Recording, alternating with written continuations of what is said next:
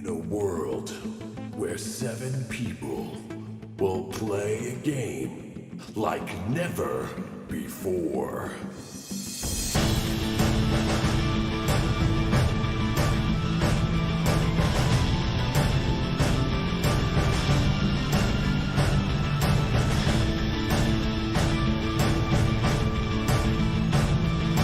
Will they survive? Audio Dungeon.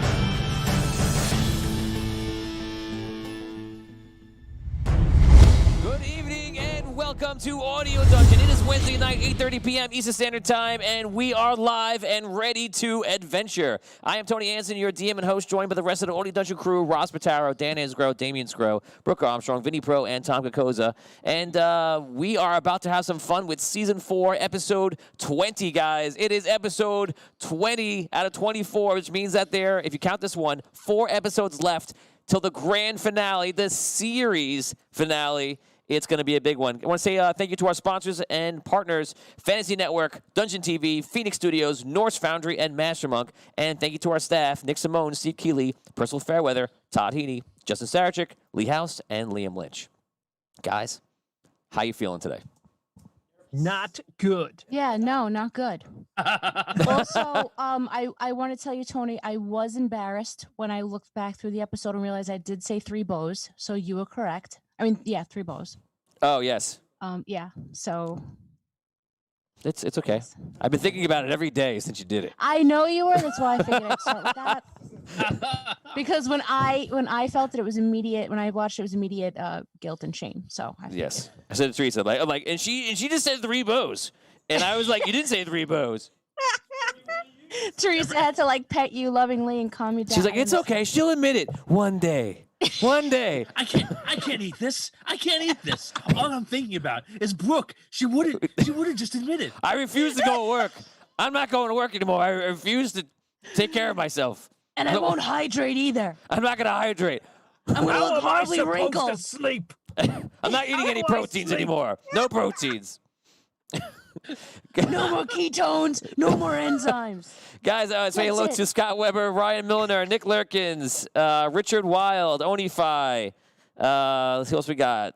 Teresa Johnson, Emily Dell, Derek Luxton. What is happening, guys? How's everybody? Welcome to Audio Dungeon. Welcome to the show. Let's start it off right now, really quick. Rob, do you have a list for the fan player characters and what they've been doing for the week? Yes, I do. Go for it, Rob. Okay, so... Wait, I'm sorry, Rob. You're not on right now.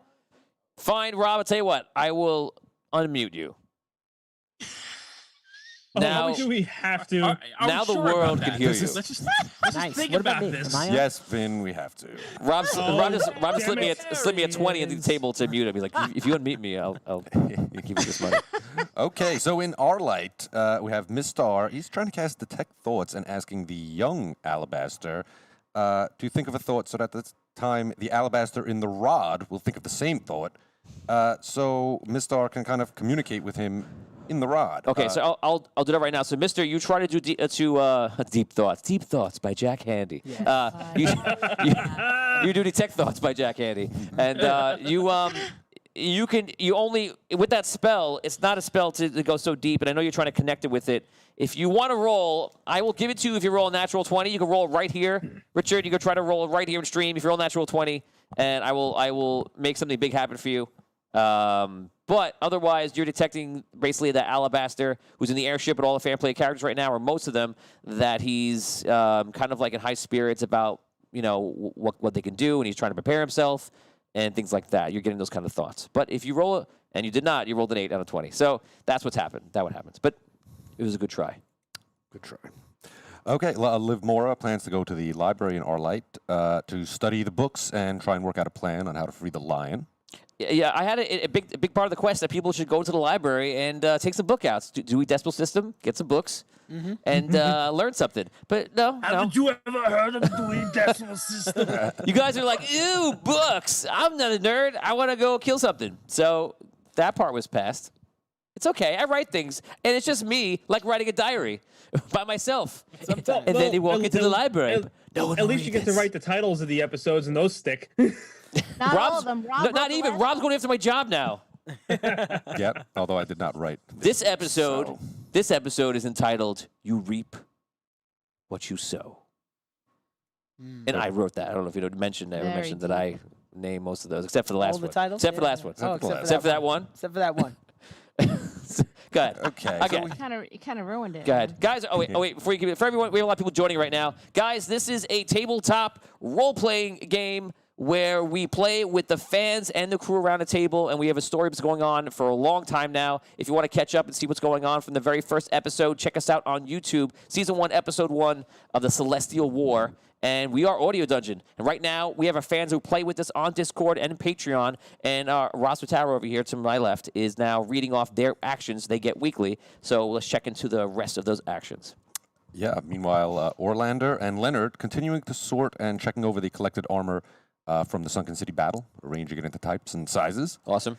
And Xander, we talked about this last week. Xander and Sparky are going down below Into in the Cormaster's tower tower. to try and find Garthard, Right. who was last seen trying to get into that room below the tower. And Volt is in the workshop on the airship doing experiments. Right. Meanwhile, back in the Sunken City, Dew is working with the miners to start a rescue mission, clearing the tunnels underneath the city. Dude did some, And- dude did some good stuff. Dude did some good stuff. He did do the do. Do the do. He actually got. He picked up dragon scales from the Dragon Ember's dragon lair. Dragon. And he's been collecting them, and now he's trying to go back down and get to where you guys were before you teleported out. He's trying to bring miners and get down there. So he's been making a lot of progress. He's doing pretty well, actually. And anything else before we? We do have over in Rhaegar, Shiva, now with a hangover, has started rehearsing the Rite of Spring Ballet. Shiva is just living it up. I feel like there's a whole other show great. going on that we're not Shiva aware has a of. whole side quest that character is in right now, and basically just enjoying the world. The world's destroying, but Shiva's just living it up and enjoying And- life. I love it. Absolutely. Well, Shiva, that's what Shiva's all about, right? Destruction and Destruction and enjoyment. chaos. Destruction Yes, and enjoyment. Shiva, Anything else? Yes. And Argor over in Falandor, still working with the elves. Working with the elves, cool. Okay, so what's a lot of stuff happening for Celestial War, but before we do that, we're gonna go to a game that we love and that we call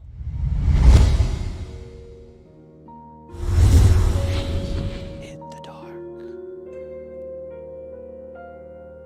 Yes, Tom Kakoza, our riddle master, will now take you through the world of riddles. And if this is your first time experiencing riddles in the dark, guess what? You are involved. You can ask yes or no questions of Tom Kakoza to try and solve the riddle, and I will read them for you to Tom. If you have a character and you guess it right, take 25 experience points. If not, play for fun and see if you can solve the things that goes on in Tom's brain. Tom, it's all yours. Oh, hello. Welcome again to Riddles in the Dark. You'll have a hard time finding what's in my brain, but hopefully you'll be able to solve tonight's riddle. It's a riddle I like to call A Matter of Judgment. Colonidas, the arbitrator, sat in judgment, as was his role. Before him, two menfolk, one a farmer and one who herded livestock, arguing about the border of their property. He long ago learned to listen attentively with one level of his mind, collecting all the facts, and let another level of his mind ponder life's mysteries that could not be arbitrated. And something one of the menfolk said snapped all of his levels of consciousness back into one.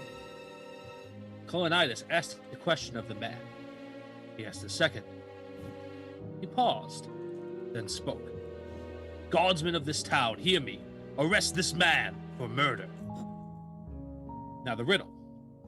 What was the piece of evidence that pulled Colonidas' attention? What questions did he ask? And who was arrested for murder? You have 10 minutes. Ask me any yes or no questions you like. I will answer them truthfully, and you have to try and get those three pieces of the question. What was the piece of evidence that pulled his attention together? What two questions did he ask? And who was arrested for murder? Okay, guys, and once again, yes or no questions, and Todd on our crew is going to putting it up on a pinned post if it's not there already, and you guys will be able to read and refer to a riddle that Tom just gave out. Enjoy, guys. Quite the mystery. Indeed. Just thinking about which angle to go from. Jump into it. Okay. So they were having a dispute about their property border? Yes. Did either the evidence being uncovered or the questions that were asked by the arbitrator, did it have anything to do with discovering a buried body?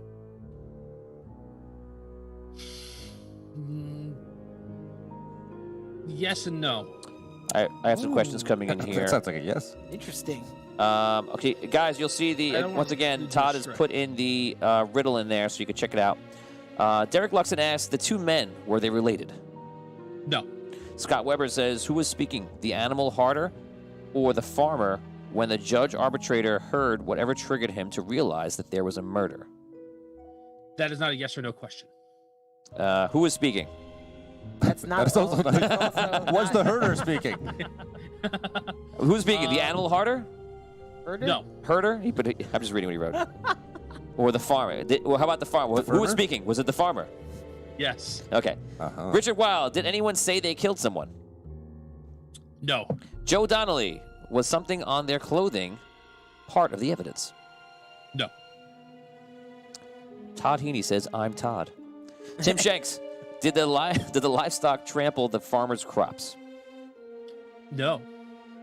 And check Twitch. Nothing on Twitch. No questions on Twitch right now. Guys, please like, heart the video, and please share us out. It's very important for later. They'll need it if they want to live in the adventure and real life, maybe. Who knows? I have a question. Was one of the pieces of evidence a marker of the land in some way? Was it? I don't know what that means. Well, like, was it used to mark? Was there a piece of evidence that was used to mark the land ownership? You said they had a dispute. Yeah. about- Okay, I understand that. No. No. Okay. Still thinking. What was did when okay, first of all, was it the farmer who was arrested? Yes. Was the person who was murdered somehow related to this property dispute? No. Joe Donnelly wants to know, was the No. murder done by an animal? No. Kyle Wright, did one of them say there was the wrong number of animals? Nope. Tim Shanks, were any of the herders animals killed? No. Charles Morrison, was an animal killed? No. Same question. Nick Lurkin says it's a good riddle, Tom. And Derek thank you. Luxon says, did the farmer inherit their land? Yes, but it's irrelevant. Tom Riggin on Twitch you know. says, was an animal a piece of evidence in any way? Yes.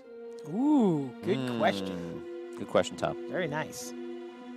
Last one, Derek What's the Luxon, was the person murdered related to the judge? No. Okay, back to the crew. That's a good question. I'm baffled. I don't know. Was the Was person the- who was killed a witness to something? No. Good question. Was the evidence the horn of an animal? No.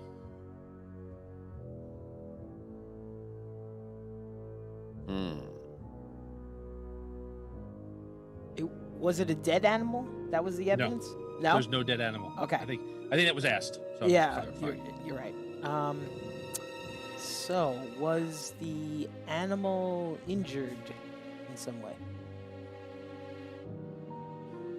Was there an injured animal? Yes. Perhaps. Mm-hmm. Was the person dragged by the animal?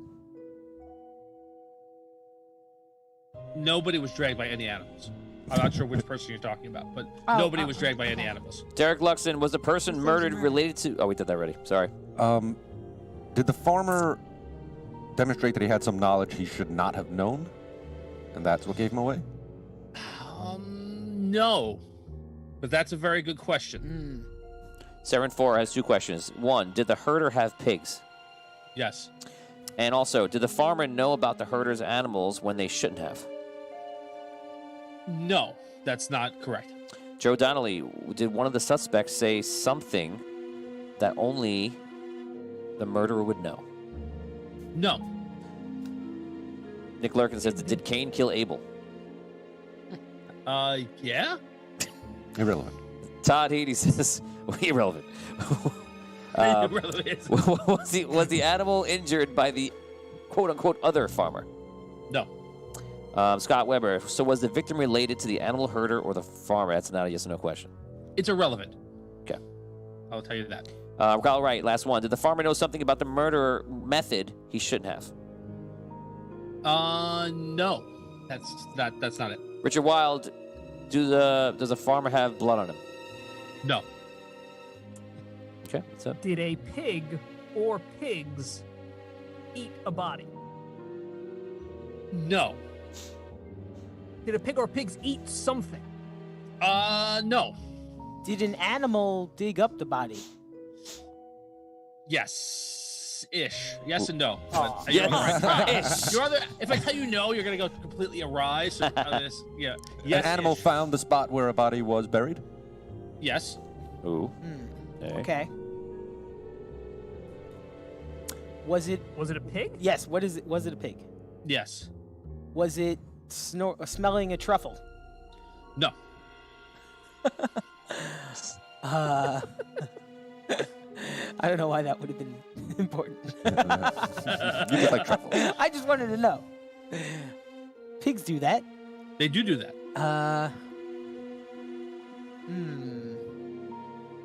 Oh, wait a second. Oh. Did the pig Do an oink, discover oink. a buried body on the Oh, here the you go. shepherder's land? I like where you're No. going. Was it no? Davey got excited. I was like, no. That was a good no. idea. I like that. Okay, we have some questions coming in. Tim Shanks, were the pigs used to dispose of a body? No. Charles Morrison, does animals have anything to do with it? Yes. Richard Wild, was the person killed show?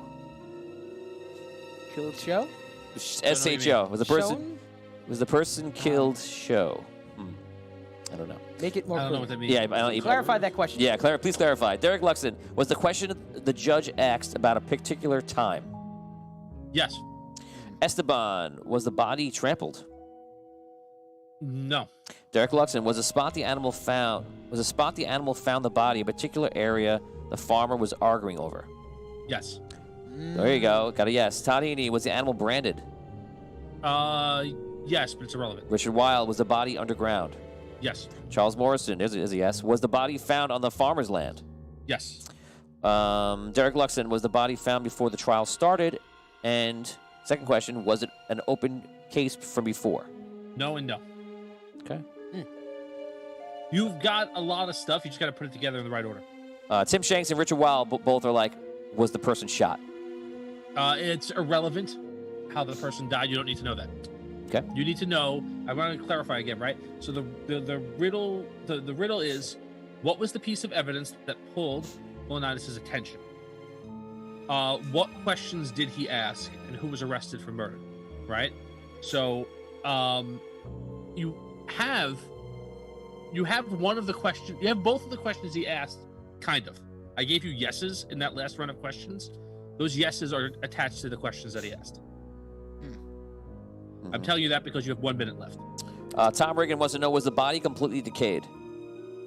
No. Scott wants to know, Scott Weber, was the body human? Yes, but again, the race of the body was irrelevant. Okay.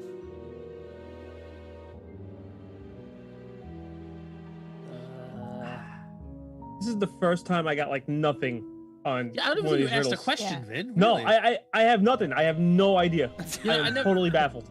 Sometimes I tough know one. that they're going to be hard, but this one I thought was going to be, you guys were going to get it quicker, I guess. All right, that's time. And you guys, I'm going to give you I'll give you a I don't know, a D- on this. Ooh. Like you, Huh. right? Well Like deserved. you almost got it, and you got a lot of it. Actually, you guys didn't get any part of it almost, but like the fans got a lot of it. Thanks, Tom. There's a couple of things here. All right, so I'm gonna read the answer. Right. So I'll start with this. It was the farmer. In the complaints about property disputes, the farmer was complaining about how the cattleman's animals kept breaking the fences to get at his property, and he mentioned that this was a recent phenomenon. Now, all of this was just information for arbitration. He was focused. It wasn't, he was recording it but not paying attention. It was when the farmer mentioned that it wasn't all of the cattle that was digging at and breaking the fence. It was just the cattleman's pigs that Colonidas snapped to attention. So that was it, and that was mentioned, right? About the pigs, but it wasn't that the pigs were breaking like a particular part of the fence. So the follow-up question was, what day did the pigs start digging at the fence exactly? Now, when the farmer seemed cautious and non-committal about his answer, the second question asked was, can you tell me exactly what section of the fence this digging is happening? When the farmer suddenly couldn't remember exactly where the issue occurred and tried to dismiss his claims for arbitration as fruitless immediately, Colonidas knew he was hiding something under the ground that the meat-eating and inquisitive pigs found very tempting. There you go. Very, That's very good. interesting. That was a very good Oh, riddle. man. I think they're only getting harder, Tom. Yeah, I will try and make it. I'll do an easy one next time. I'm sorry. This is what you need to do for us, Tom. You need a riddle like this. Hey guys, I'm Tom Kokoza, and if you get this right, you're gonna buy me a steak dinner. Here's the riddle.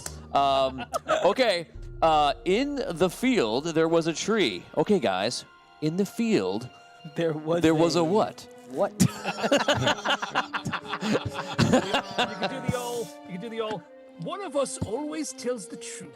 Yes. Always tells lies. That's what we need. We need a tree. Yes, you got it. And then we all. I can feel so smart. Hey, babe, I got a riddle right. I will. First of all, I love that impression of me, but yes, spot on. I think it's the first time I ever did a true impression of Tom. Not that was accurate at all. I was gonna say, But today wasn't. I think it's the first time I ever tried to do impression, period, of Tom. Besides being at home in my room by myself, doing my Right. impression of Tom as I always do. 70%. 70%? Like we all did. I'm better Wow. at doing Tom than Morgan Freeman. Hello, true. I'm I'd Tom say that. Kokoza. I'm going to give you a That's riddle. it. That's my. It's Morgan Kokoza. Okay, guys. Tom, thank you very much for that fantastic riddle. We're sorry that we are too much of a failure for your excellent riddle skills. We can't do that. We're asking you right at home right now, was that riddle hard? Yes or no? And yes, unfortunately, you can't press the yes button twice. What's harder, riddles in the dark or escape the dungeon? Right now, it's definitely I riddles. don't know. We're getting wins on Escape a Dungeon now. Or Super Zeros. We had our first loss like almost Yes. ever That's right. on Super Zeros the other day. They Not did not perfect. Times are tough. Let's just say that times are tough. And that's it. Yikes. If you think times are tough already between everything that's going on in the world, now nobody is winning for a year. on these Just games. thinking of riddles. Yes. So, guys, please like and heart the video, and please share us out. If we get to 50 on both of them, these people right here, these fine, glorious people, will get enhancement bonus, rerolls, and all sorts of things that help them in the journey that's about to come. But without your help, they get nothing. Because that's the way we roll. Okay, guys. We're going over. We will now begin the battle for Andaria, the Celestial War. Last week on the Celestial War, previously on Battlestar Galactica. Last week, guys, let me know how this music is, because I can't tell. Sounds good to me, but I don't think people can hear it. Last week on the Celestial War, I'm just going to give you the end point, guys, because if you were watching, you know exactly what's going on. They went to the bottom dark dungeon in Solst. That they made a deal. Findalar, Tom's character, made a dark bargain, guaranteeing that he would return and give over a very powerful Ring of Andaria. In exchange, they let him go down into the dark dungeon with his allies to attempt to free a character that is a very powerful hero, a hero that is good inside but has all evil powers, called the Farmer. We call him Super Farmer, like Superman, Super Farmer, because he's ridiculous. And if you don't know the story on that, we can tell you in the after show.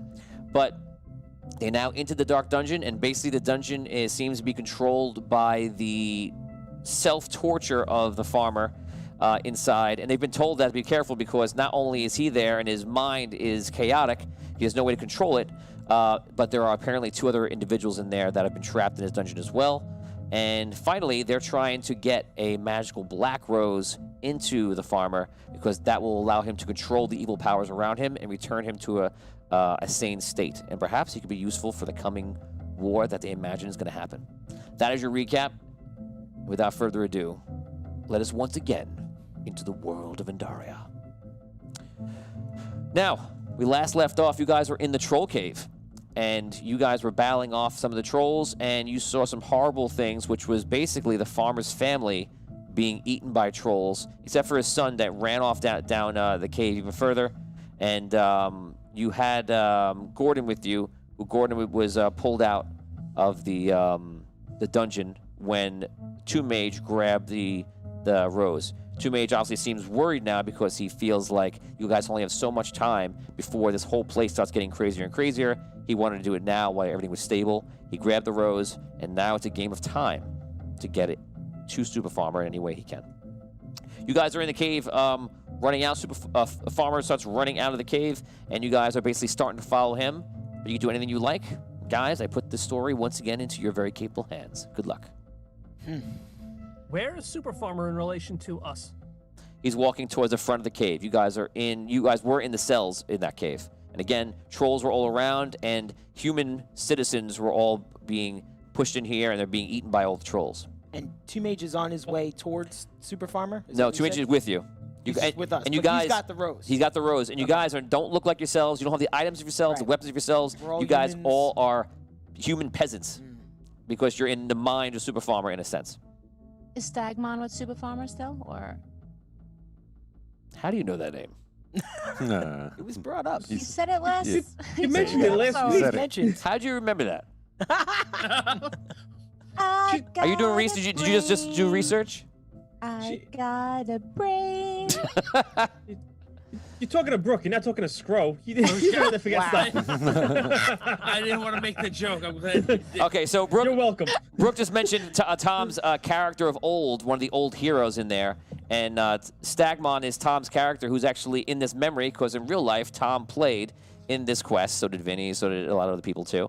So Stagmon, which is Tom's old character, yes, is there. Is he with Super Farmer, or is he back where we are? He's with Super Farmer, with the farmer, and they're basically walking out of the cave. Okay. And the farmer just seems like he's knows his family is dead, and he's just in a very bad state right now. All right, let's go. Yeah, let's give him the rose. Is I that think we just need to throw this rose at Super Farmer as quickly as we can. Throw it? What is it gonna do? Well, not really throw, but like thrust it into him. I think we've Okay. got to convince him to take it. We've got to. I don't Do know. we want to? I'm sorry. I don't want to. His son didn't die by the trolls yet. He ran off into the thing. Do we want to try and tell him? Maybe it's some way to break this cycle or something like that. And I don't know if that's wise. I think we kind of have to like live out his nightmares. Because I don't think you can save him. I mean, Not really. yeah. He died. It's a I don't know, memory. untold thousands of years ago in another world. But I think it's more about surviving until we get to the real farmer. all right, let's follow him. Okay, is that what you do? Yep. You guys start following with you. The only NPC with you, once again, is Two Mage, just to make sure everybody knows. So you guys walk outside of the cave, and outside you see there are other peasants, and there's a few guards, not many, battling the trolls that are there, and they're not doing well. I believe one of you may have a sword. I do. You do. Okay. Anybody else have a sword or also? So that's it. Rob has a sword, and the rest of you have my mitts. Mitts. And he has a belt. That's true. That he has a He belt. still has a belt. Was he an Italian dad? He used the. No, I had Oh. I had the belt that I was using as like the lockpick. Remember, I was using the buckle part. The Oh, right. What's It's that Okay. something that we know. Oh yeah. The tongue. tongue. Tongue. Son, let me tell you what's going on. I'm gonna get my belt. I mean, could happen. So you have a belt. And you All right, guys walk so- outside, and you see the trolls are pretty much winning, and they're fighting everybody off. And the farmer that you know now is famous is is fighting. He's fighting He's too? fighting with a few of the guards. Stagmon is fighting as well. Okay, I'm going to run up alongside near where Super Farmer is then and start fighting the trolls with him. So I'll attack Okay. the troll. Make an attack. 22. 22. That is a hit. Nice. All right. Oh, 2 damage. 2 damage. So you come up with the sword, give him a cut. Did something. Anybody else want to do anything? How many trolls are there? If there's too many, you're not going to help? No, I just. Yes. No, that's not it. That is accurate. I'm asking, Burger. What do I see? How many trolls do Should I see? hold now or next round? I'm just waiting to hold. That's what I'm trying to do now. So here's where. Um, I'm gonna hold to hold. I'll hold. To I don't know how many O's are in the hold yet. No, obviously, we need to talk to Super Farmer, and he's probably not going to be in the mood to talk to us if he's busy fighting these things. So, how many are there in front of us? 200 stars from Scott Weber. Lump was with them last episode. Yes, Yes, Lump is with them. Sorry. yes. Thank you. Thank you for that. Thank you for that. So, guys, here's what we're going to do. Is it ID20? I mean, How do you roll? how do you roll? I forget how you roll. D20? It's not just D20. Exclamation point? D20 maybe? I did it. It didn't work. It's not working for me. Is an exclamation point D20? Todd did it. Do you have a physical D20 that you could roll? I do. Exclamation point roll He D20. wants everybody to see it. Roll So here's what I'm doing. I'm rolling for Super Farmer in chat. Oh no. Oh man. Now you see the significance of what I'm doing. So the farmer goes up and he rolls a hit. Of course he does, because that's what he Wow. did in the past. This is He rolls amazing. up. He puts a blade into one of the trolls. Anybody else want to attack? Yes, Damien, I'll you're- attack. I'm gonna go with you, that. you start your answer before. You see about 8 in this whole general area. All right, fine. I run up next to Arky and I attack. Yes. 25. That's a hit. Oh, I only have my mitts though. So Only got my mitts though. 8 damage. 8 damage on a troll. Well, so you find the same one he's fighting? Sure. A little flank action, Flank action. you know. Just want you to know, Scro, if you would have hit one of the peasants with that punch, you would have murdered them. Yeah. Well, I would never hit a peasant that hard, of course. Who do you think I am, That's, Tom? Yes, come on.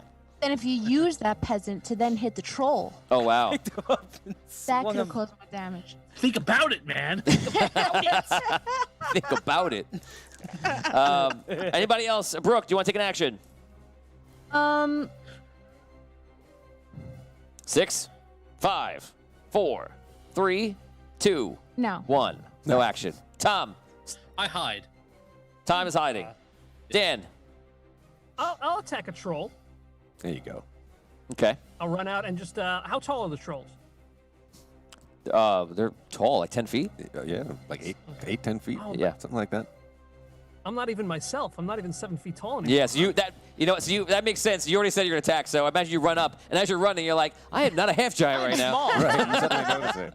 You still have your strength though, which you find, but Yeah. you do not have your height. I kind of look up at him like, oh. But This is what everyone yeah, else feels like. I guess I'll take a swing at his kneecap or something like Go for it. that. All righty, Roo. 14. Guys in chat, 14 is a miss, unfortunately.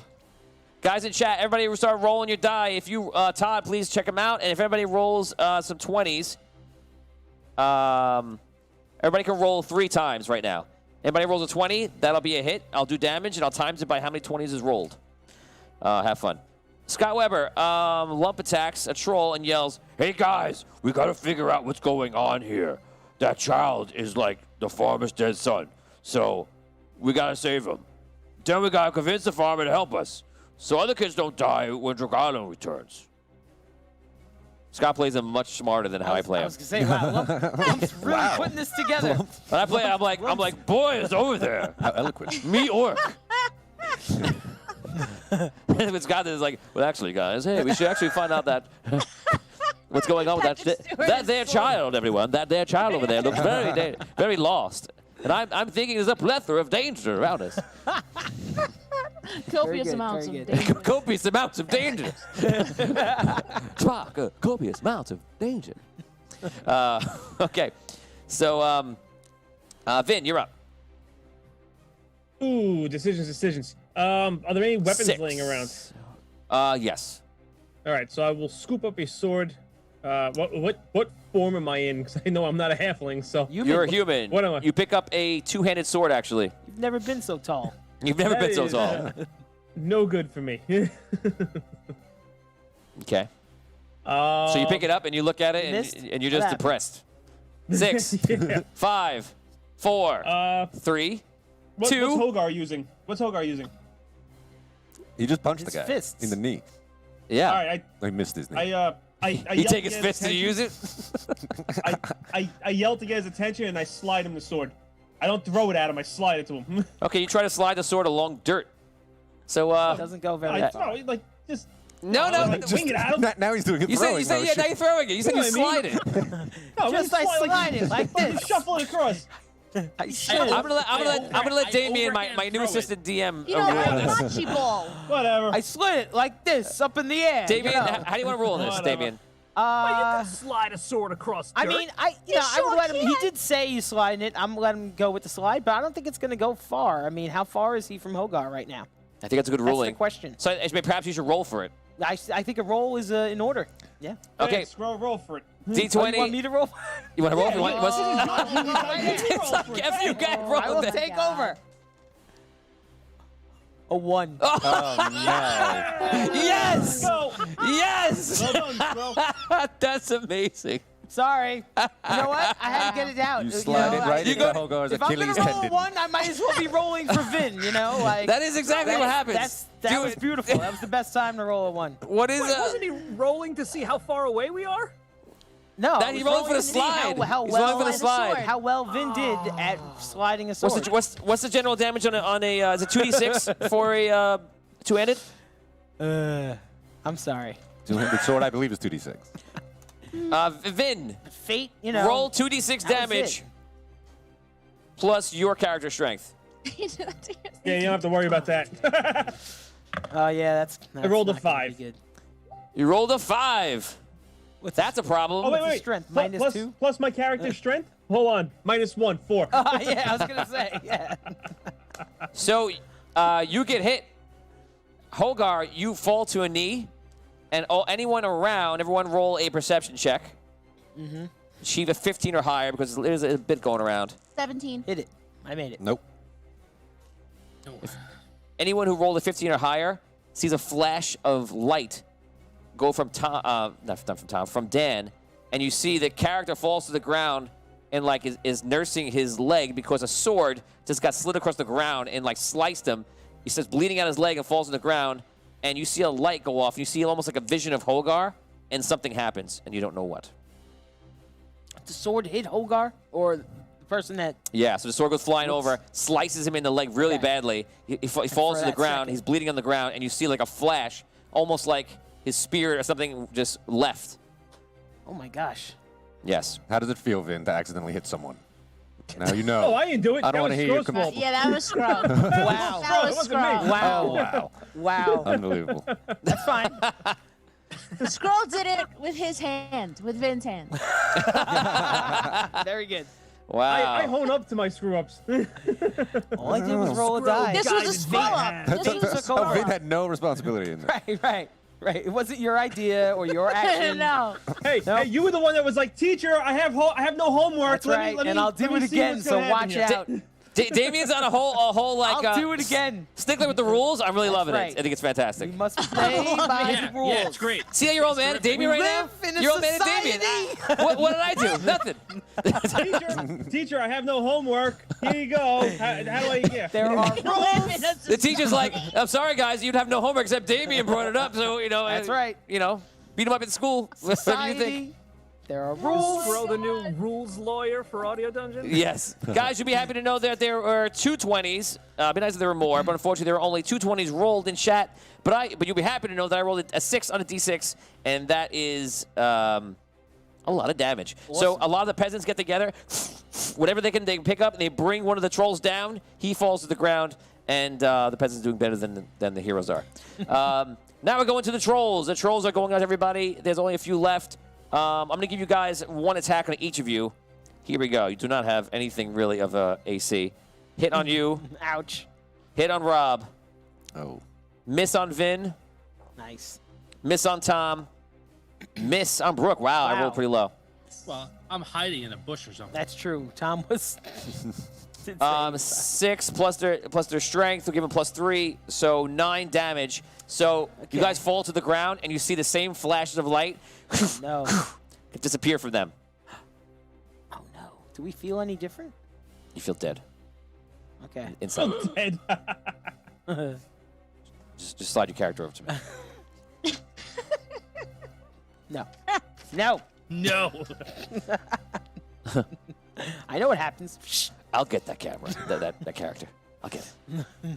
Okay, 50 stars from Scott Weber. Important question. Evan Moniz's Champion's Luck still active from last time? Ooh. I mean, we're in the same I have to read these. dream. Did you guys get to use it last time? It came into play, I think right? we used it one We time. did. Yeah. Yeah. Was it me? Somebody used it. I'll tell you what. Well, it would have came up in that one you just rolled. Yes, and it did come up once last time for you. That's there right. are- So I'll reinitialize it now, and then I'll make it last for a while until all the battling is pretty much over. It's just not going to count for Vin. That's all. It's not going to count for that moment. Happily. Okay, so they attack around. It doesn't go very well. We're going to go back to the crew right now. Whoever is left, these two are gone. So it's just Oh man. We're Brooke. gone? We're not just- You forgot, right? Brooke, Tom, and Vin, you guys realize you're by yourselves. You do have a lump. Lump, I have to roll for lump. Lump attacks and hits one of the trolls. And Two Mage with his wimpy fists, he actually hits somebody too. Oh no. I hope Wait, It's everybody another else 6. Their bodies realizes are gone? Their Oh, bodies what's are going gone? on. No. No, the bodies peasants are dead. there, but they're kind of on the floor, hurt or dead. And you saw a flash of light, which gave you hope that it's not them dead, but you don't know for sure. Oh man. How many trolls are left? 6 after the last attack between Lump and Two Mage. It's just like the real time we played it, guys. Devastating. Yeah. Oh God. They just so you know, in the real one, everyone fled. Yeah. Yes. Rob's like, oh Exactly. yeah. Rob's like, wait, I flee and hold for a living. What am I doing? I fled last time. I wasn't We're there, supposed to so stick with I'm the off guy who hook. stays behind, though. I'm gonna look around for like a rock, something relatively heavy and hefty, and I'm gonna try and throw it at a troll. without Okay, getting you get too a close. rock. You David and Goliath yourself into the battle. Yeah. You throw the rock across. Ooh, a big 12. You throw the rock across. It does a glancing blow on him. You're pretty sure it did not hurt him. And Vin, you're up. Which way was the city? I'm trying to remember. It was Which way is the city? You can't see it Yeah, right now. I don't think you would really remember. So long ago. Damn. There is a forest Is in the there- distance. You're pretty sure it's towards the forest. Okay, so I call for everybody who's still standing to make a break for the forest. Okay, I- roll a charisma There check. we go. You try to start shouting and try to convince them. Use your real charisma, obviously. It's 11. You start calling out. No one's really following you. They're not hearing you, or they're too worried about what's in front of them. You don't really feel you get the reactions. If only you had, I don't know, if you were a bard, that would be really good. But Yeah. we don't have that important. Well, I start making for the forest. Yeah. Abyssia, you go. Okay, so there are weapons on the ground. Oh yeah, definitely. Okay, so well, I'm just a peasant, right? I don't have my bardic abilities anymore either. I don't know. You know that Tom tried to cast a spell last week and it didn't work. Yeah, right now you look like a peasant. That's the way I can answer that question. All right, so I pick up a sword. How Okay. close is where's the closest troll to me? They're all around you, so it's not hard for you to get into a battle. Okay, so I run to the first troll, the closest troll. Okay. With a sword. Decent sized sword. Yeah, I'll roll for it. Okay. Hold on. I'll tell All you right, what it is. and It is a short. Oh, it's a. You don't have the best swords anymore, right? It's a long sword.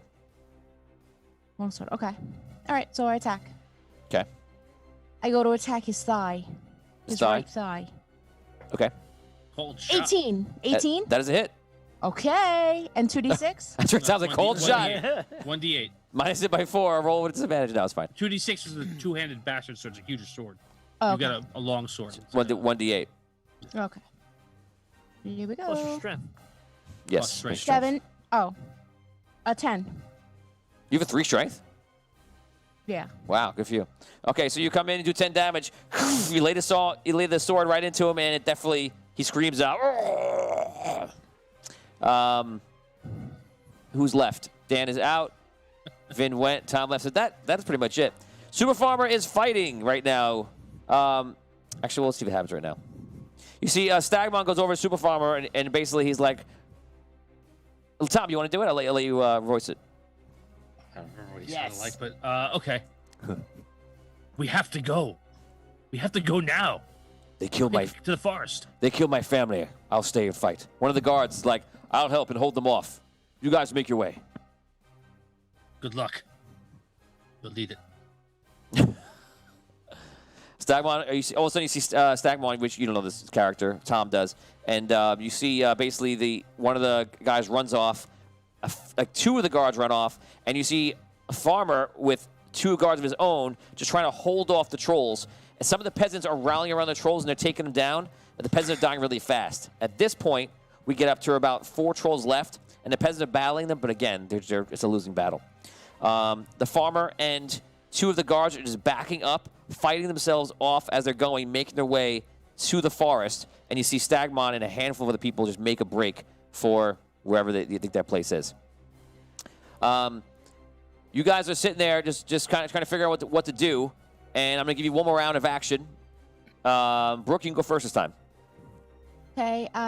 Am I close to the farmer? The farmer is just... Kind of. Oh, yeah, the farmer is just kind of backing off towards the forest. You could be close to him if you want to. Okay, yeah. I want to be close to the farmer. Okay, so you get close to him. And I say, does he know himself as farmer? You don't know that. Okay. So 200 stars from Scott Weber. Lump screams out, "Save the child!" as he throws punches at the troll, and he's thinking to himself in the Patrick Stewart voice, "The line is drawn here." Yes. Okay. There you go. 200 stars got you to say that. Although at home I just say it for free. And Teresa's like, "Please shut up. Please stop saying it." And I go, "No, the line is drawn here." She's like, "Fine, have chicken instead." Okay, so I still have my sword in my hand. Yes, and you're near the farmer. Okay, I'm next to the farmer and I say, "You, sir, we're fighting with you, but you must make it out here safely. You're needed." He just looks at you and doesn't have any... You can see like he's obviously in pain, and he just continues to fight. Pain from, like, physical pain or emotional? Like, he's... Emotional. Okay. Tom, you're up. Family. Fiddler. I go to 2 Mage, and I say, I think Lump is right. I'm going to go in and see if I can find this child and bring him out. And I run back inside. Richard Weil asks, does Finn remember Stagmon? He does, like a memory from so far long ago. Like, try to remember back to when you were like 2 or 3 years old in real life, and it's worse than that. So, Charles Morrison says, you know, if nothing else, the kid could be one of the other prisoners. So, yes, guys, don't forget to, someone's asking for an update on the likes and hearts and the shares. I'm going to check right now, and let's see what it is. Actually, Steve, you give that to me because my page it will not reload. It refuses. It locked up. That's not good. Oh no!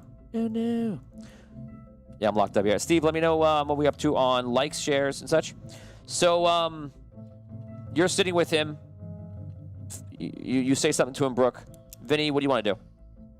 I was making my way to the town. I called for everybody to run to go to what's it called? Okay, City. so Vinny runs off. Tom, you make your way back into the cave, and 2 Mage follows you with that. And because it's obviously Lump is screaming that, Lump's not fighting very well this time. Lump actually gets hit and kind of runs off, and it goes to catch up with you, and the 3 of you go into try to catch up with the kid, whoever he ran into. You guys head into NPCs. Let's go. You guys head into the cave and past the cells that you were in. And as eventually you run, you notice that the cave comes to a sudden stop. Everyone roll a perception check. If you fail the perception check, you'll have to roll a dexterity save. 19. 20. So Brooke, you ran in as well? Oh, did I run in with them? Yeah. Okay. So roll, yeah. So anybody fail that? You didn't tell me what it was, but I hit a 20. Okay, you guys are fine. 19. Lump actually doesn't see it. Dexterity save. 1. Oh, no. Uh-oh. Oh, Lump stops way too late, falls into the pit. Oh! And you hear when he falls down, you see the flash of light, and you hear a boy crying, startled by the huge half-orc that just fell. Isn't he a human though? So he's Human in- form? Wouldn't he You have could, been- you can't even see him. No, I'm just saying. The boy? No, but when one lump fell, wasn't he as a human? Yes. At that oh, moment? yeah. Yes, good point. Wow, you're assistant DMing. You're doing really great here. Top of You're doing great. I like this version of you. It's good. It's classy. Trying to help. So he does not see the Wow. half-orc. He sees a human. Damien, Okay. But we hear a boy cry. you hear a boy crying. Yes, correct. Boy. Do we? Boy, what day is it today? Here we go. What day is it? Here we go. 5 minutes later. Stop crying and tell me, what day is it? you down there! You down there. Oh my God. Boy, you remember me. We met in the cages. I've come here to try and bring you out. And he's like, I'm scared. I understand. I'm scared too. But we're gonna get out of this together. All right. I look around. Do I think I can lower myself down? Does it look like there's handholds or anything like that? There's places you could make the climb down. It's probably a moderate level climb without giving you a number. Great. Okay. I'm not good at this, but I'm gonna try. Boy, I'm coming down, and I'm gonna try and get you out of there. All right. I try and climb down. No answer on his part. Go ahead. 13. You start climbing down. Your hands slide. Ugh. You hit the bottom. Ugh. The light comes up. Brooke, you're on top, and you realize that Finlar is folded into shadow. Finn, can you hear me? Does he hear me? No. No. He's gone. Yes. No. No. He's gone. No. He doesn't. You don't get a He just response. doesn't answer. Yeah. It was funny because you asked me the question and then you answer the next question. Sorry. It's the Brooke Armstrong show. What do you want to do? Well, beyond. So this is obviously a pit. Beyond the pit, do I see anything, or is it? The cave is it does all go good? on. It's probably about a little bit more than 10 feet to the other side. You would have to And on jump the other across side if of you that, do I want. see shadow? It's dark. Yeah, it goes on though, into darkness. So would it be like where the shadow ends, like to go in there and to call the guy? Would that be considered the area that we go to? I'm confused. What do you mean? Go there and call the guy? What do you mean? Call the guard that was there to get us out. He said to go to the end of the shadow. Oh, on the outside of the dark. Go on the before we outskirts, went yeah. into this dark Where the realm. shadow Oh. The You don't see. You're talking about the shadow, like the misty, like smokish, kind of it. Right now, you just see you're seeing Okay. shadow, as in it's dark in the cave. Okay, I gotcha. Rob, roll a d20 for me, and Damien, roll a d20 for me. If either one of you roll a 1, 2, or 3, a troll comes up behind Abyssia. Would you roll, Rob? Oh no, Rob. The 3. All of a sudden, you hear the heavy breathing of a troll who apparently has eaten a bunch of peasants and now has come in, and he's about 10 feet away from you. I jump in the pit. You jump down, Yeah. roll a dex check I can't. to mitigate the Sorry. damage. It just dawned on me what you did. God. 12. You successfully plus jumped a in what? the pit. I'm gonna mitigate some of the damage. So instead of 5d6, plus my dex, that would be a 16. 16. Yeah, I'm gonna give you a success for landing better than you would have. So instead of 5d6 damage, I'm gonna give you 3d6 damage. Okay, Here it comes. 1. You only have 3 hit points left. 3. There goes that. And 2. The nail in the coffin. You fall to the ground, and the boy is down there with a lot of dead people, unfortunately. Oh no. And Finn's not down there. Finn's down there. Oh, okay. Dead. Also One of the dead. corpses. That's the last thing you He's see, down actually. there, right? Oh, he's dead? Yes. Brooke, could you put your character into an envelope and mail it to 4442 Arthur Kidd Road here at Phoenix Studios? If you could do a 2-day mail, that'll be better. Must have shredded Tony, right in away. chat, Lump is saying that he actually is a good climber and he wants to try and climb down as well. He can't climb down because Did he already fall down? Yeah, he fell down. Oh, he because fell down. when he Yeah, he failed Took the quick way. he failed the perception check with a 3, and then I gave him a dex save of 1, and he fell right down. No choice. I'm sorry. Okay, so how many hit points is that against me? Or is that... You It's over. right You're now. done. You see, Oh. you're not even in existence right now. Okay, cool. All right. So we go. Weight off my shoulders. We go to Vinny Pro. Vinny Pro is running in the woods right now, and you're running with Stagmon. Tom, I'm gonna let you play your old character from 20 years ago. Okay. You and Vin, this other peasant, are running through the woods desperately. Go ahead. Well, we need to get to the city. I know. Any idea where we are?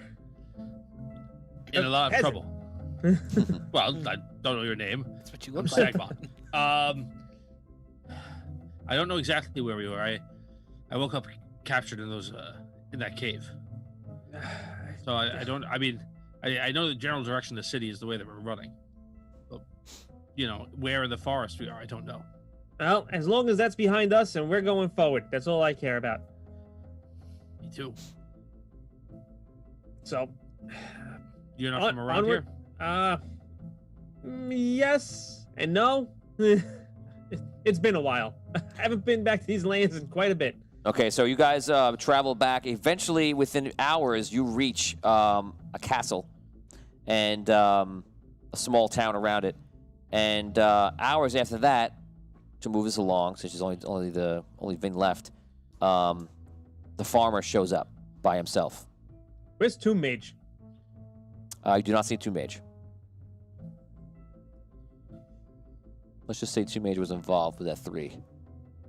Oh, great. You're at the castle, and the farmer shows up with cuts all over him, and she just kind of walks in and like sits down and like collapses into the corner, just sitting there. You made it. You're alive. He just looks at you. Everyone Some else kind of- is dead. I'm sorry to hear that. My friends were in that cage and they died as well. Or at least some of them did, I believe. I don't know about everybody else. He gets up. Is- He gets up. He's like, my whole family is gone. My boy, my daughter, my wife. They're all gone. All of a sudden, you see everything in reality kind of shift. And all of a sudden, you're back once again in the cage at the beginning of this story. Oh, jeez. And you're sitting in there. And you see the trolls are outside of the cage lurking around. Except this time, it's just you. On the floor, you see a peasant that was in a form of Tomb Mage, but he looks like he's like at almost unconscious. Tomb Mage looks at you and he's like, take the rose. You have to figure it out. I take the rose from him. He sits there, he just kind of like puts his head back. All right. Vin, I'm gonna give you some time to think. We're gonna go to Hogar right now. I know, guys. You don't know where I'm going with this, right? Interesting. Where you going with this? Where are we? Where are we going? Hogar, Tony, you didn't tell the assistant DM. Now he's lost. I didn't put it in the TPS report. Yeah, Damien, I'm gonna need you to come in on Saturday for a D&D review. You know what? Why don't you come in on Sunday also?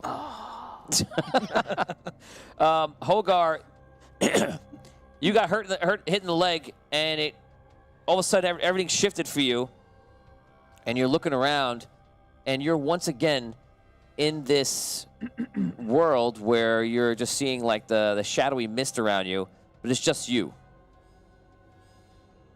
What do you want to do? Boy is not there. No boy. As of right now, nothing's there. Just you. Okay. I'll retrace my steps and go to where the boy took us last time. Okay.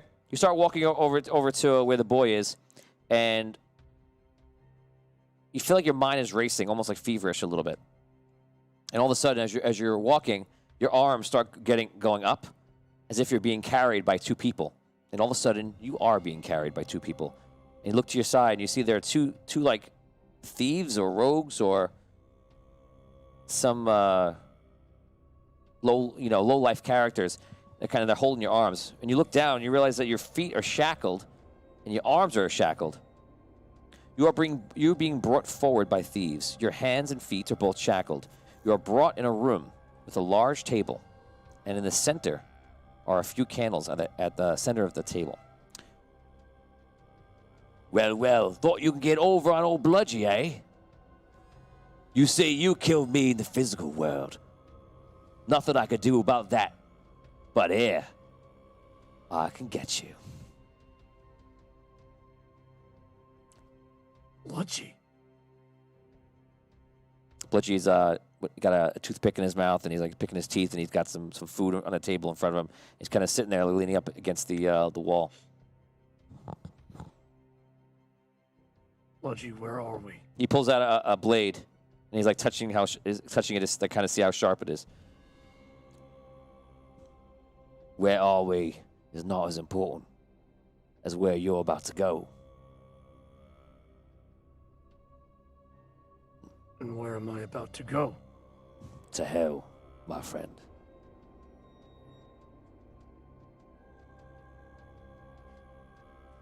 I've been to hell before. You're not sending me anywhere. He walks over to you, and he takes the blade, and he kind of just moves the blade on your neck. What went through your mind, I wonder, when you killed me? When you wiped me out? For what? Going after something that your friend dropped. And I found it. And you thought it was right to just murder me, eh?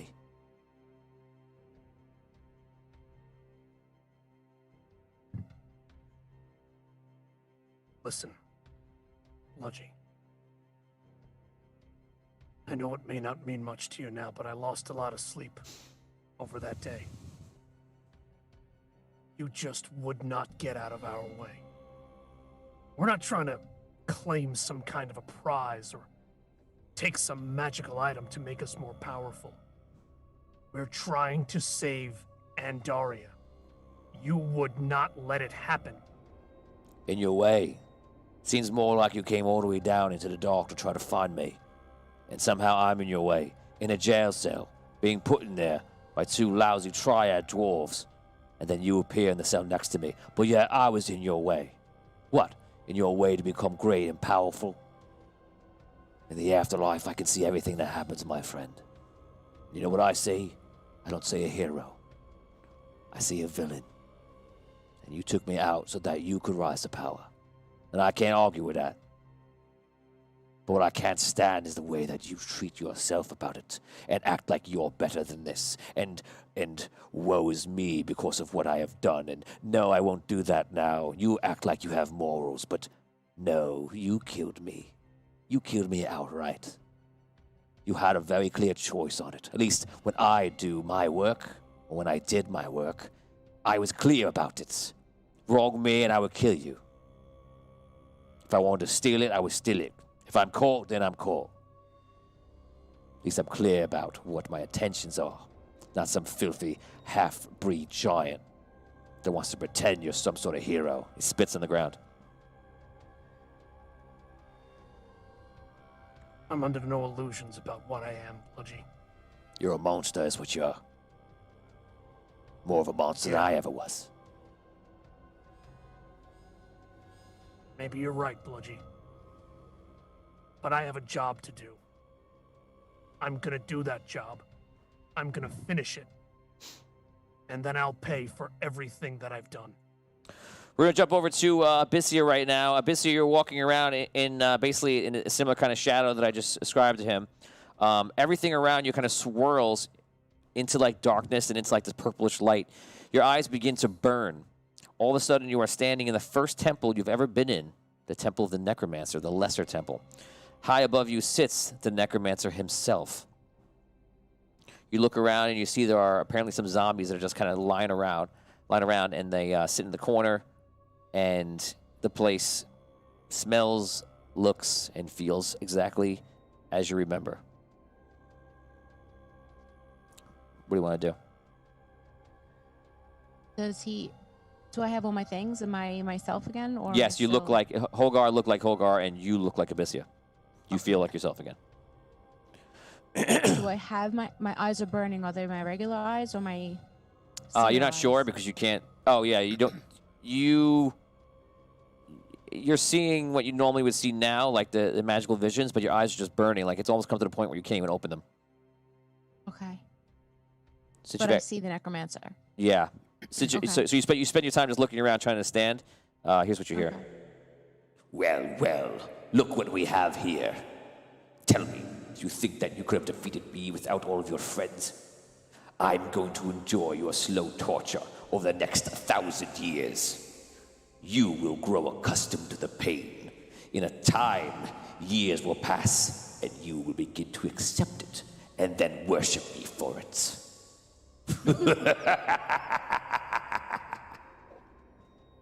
I will never worship you. Yes, you will. No, I won't. Yes, you will. No, I won't. Abyssia, Let's do this all day. Abyssia, put your character in an envelope and mail it to Phoenix Studios.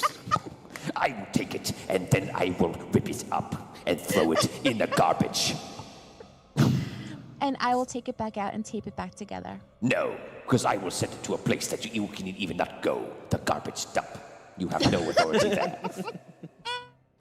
I live on Staten Island and I live on the garbage dump. Damn it.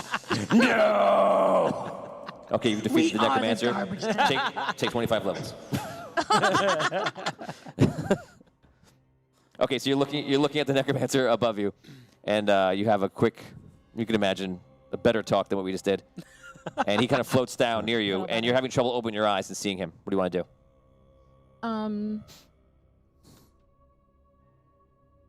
I have my wings. Yes. Okay, I fly. What I think is above him. Can I tell that I would be above him or not, or I can't see any of that at all? You can. You get quick images when you're looking up. Evan Moniz reminds me that lumps 1 should be a 20. Did that happen before or after we reinitialized the thing? Oh, I think that might have been after. I'm not sure. I thought it was before. Oh no, maybe it was after. Okay, so Did Lump roll a 1 though? I rolled a 1 Yeah, for yeah. I rolled a 1 for lump. Technically, it's not on me. I'm not sure if it was before or after, to be I honest. mean, it would count because I'm rolling for lump. Yeah, I've never actually had an enhancement affect me as a DM. So we'll put it on. We'll put it on. We'll say that it happened, of course. Okay. Okay, so Continue. can I tell that I'm above him? Yes, you start flying up with your Okay. eyes, and you're trying to see anything. You get quick images, but it's getting worse and worse. You feel like in a few seconds you won't be able to even open your eyes. Okay, before I get him out of my view, I take out my 3 arrows from my bow, and I release them at him. If you can see us, if you do, just bear with us. We're coming back on now, guys. I see it coming back. Twitch is down, Facebook's down. YouTube's back up. Guys, reload Facebook. If you're getting me now, just reload Facebook. We're coming on right now. Switches back up. Hey guys, right now, if you're joining right back in, it looks like the signal was lost. We had some earlier problems today for the internet here in New York, but it looks like that it is coming right back on. I'm going to wait 1 second for people to get back in. And Steve, did the stream start over, or did it continue? Did it hold?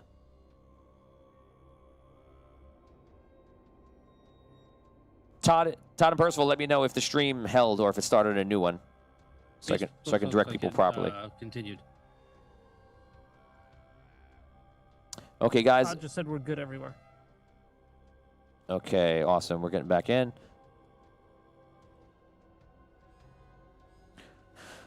Okay, so we're gonna go back for one step. Damien, I don't think people saw what you did, so I'm just gonna talk about what you did. I think it went down when Brooke went. To be honest with you, Tony. Oh, really? Yeah, it was down. Okay, so we're gonna go back and say what happened for Abyssia. Abyssia tried to fly up into the air, and her eyes were getting worse and worse, burning more and more.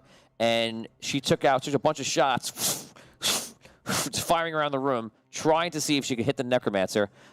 She missed all those shots, with one of them being a critical miss. And all of a sudden, she felt the hands around her throat, and basically skeletal hands like choking her. And that's where we leave her for a moment. We then head over to Damien, is what we just played in the last minutes when we lost the feed. Damien, you see that a figure of the farmer, as evil and powerful as he can be, walks over to you. He takes the scythe. You kind of just waited, try to reason with him, and he took the scythe and swung it around, and eventually criticaled, which for Super Farmer, that's perfect, right into the side of your body, and you see the blade is through you. And your armor was actually crumbling as he was walking up. And that's what we say. We go over to Arky Finn. Arky, you are sitting in the sunken city. He's so excited. Why are you excited? I don't know. Way too happy about that. Arky Finn, you are in the sunken city, and you are walking amongst the street, and you see there are demons outside of all the gates, and you realize everyone is acting like they're not there. Let me clarify. Acting like the demons are not around the city, and the demons are just attacking the walls. The cannons aren't firing, and no one's reacting to anything. What do you do? Wow. No one's reacting to anything. I'm going to run to the city hall. I'm going to try and find Jinty or Carlinga or somebody. You see them all talking in the streets, and they're very much just relaxed. I go, Carl, Jinty, look, don't you see the demons attacking? Hey! Hey, do you see the demons attacking? Oh, it'll be fine. What makes you say that? I'm sure it's not a big deal. We need to get the cannons going. Follow me. All of a sudden, you see the major walls, the front walls, burst out, and you see like a red dragon come in, and shoots fire at everybody, and you see everyone just like not really paying attention to it. The dragon is destroying everything. First with Smithy's Tavern. Oh. So the dragon is destroying everything, and nobody's reacting. No. All right, I'm going to try and get up onto the walls and see if I can come into your cannon. Okay, you go into the walls, and people start looking at you when you go into the walls. You kind of have their attention for a second. I look at myself. Do I look, You look just like regular Arky? Yeah, regular Arky. Okay. I don't know why they were staring at me. Everyone in town oddly. is looking at you, though. Come, everybody. We must defend the town. When you go to speak, all of a sudden you have no voice. Oh man. All right, I take a cannon, and You grab the cannon, all of a sudden you see the dragon come up right above you. He goes, and then goes down to eat you. point blank right in the face with the cannon. You throw the cannon through, roll a d20. 12. 12. You hit the cannon, hits the dragon. It does like some kind of damage to it, but the dragon comes down and basically eats you at that moment. You stop. Oh. Vinny Pro, we're gonna head back to you right now. You are reliving that moment. You're in the cage. It looks like you have a plan. I can see it in your eyes. What do you want to do? All right. I take the belt buckle again. Okay. Where are the trolls at this point? Are they? They're near eating the cage people or- in the next cage to you. in the next cage over. Okay. Yeah. All right. So I'm gonna go over to the cage. I'm gonna unlock it like I did before. Okay. I'll And just let you do it. And I myself am gonna sneak out and go towards the entrance where the farmer is. And the other. The second you the other- walk out, you see the peasant that is Lump walk up. And he goes, what happened? Everything start over. I don't know, Lump, but the farmer's in the cage. Farmer's You in might- the cage. The farmer's in the farmer, cage. Not farmer. Two mages. Two mages in the two mages cage. Two mages in the cage. Hi and ho, he's hurt. Terrio. Two mages in the cage. And he looks like he's hurt pretty badly. Me druid and wizard, and now peasant. Maybe. Well, Lump, I don't think we have much time to talk about this. So it's either you're gonna come with me and try and help farmer, or you have to go and stay with Two Mage. That's We totally help up to you. two mage. We talk Alright. about spells. All right. He walks over to help him. What do you want to do? What? What do you want to do? Oh, me? I think you said Tom. What? What? What? What? I start walking towards where hiding in the shadows and going towards where Two Mage is. Okay, you see that now you are a peasant, but you do know how to hide in shadows, and that's in your mind, so you can do that. Give me 2 check stealth as you're trying to bypass some trolls walking in. A 21 and a 26. 21 and a 26. You pass by them. You get to the front of the cage. I'm sorry. You get to the front of the cave, and you see some peasants are fighting outside. Some guards are fighting outside. Some trolls are fighting them, and you see Stagmon and the farmer. And you see Stagmon throw him a sword in this scenario, and the farmer looks at it, and he's like, "Fight! Fight!" He takes it and he starts fighting at the trolls. I want to go over to the farmer and just try to touch him with the rose and see what happens. You touch him with the rose, and poof, all of a sudden, the entire reality kind of deconstructs, and all of a sudden you're back in that first initial room with the shadowy mist on the side, and the farmer is basically just looking at you in with shock.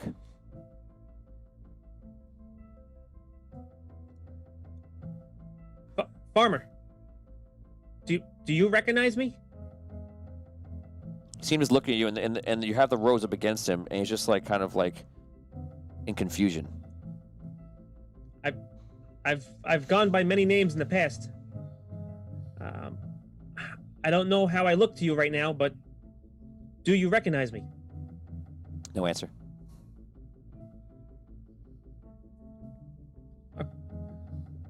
Are you okay, farmer? Can you speak? All of a sudden, you hear footsteps behind you. I turn. You see a figure walking over. This figure is tall, human, has a handlebar mustache, and a top hat. Top hat. Yes. And on it has a purple what would you call it? A suit jacket. It's the ones that are 3/4, a little longer, like a butler might wear. Okay. Looks that, and he walks over, and you hear ticking all over him, and he has watches all over, all over his arm. And he walks very, very decisively, very focused. Do I recognize him? He seems familiar too.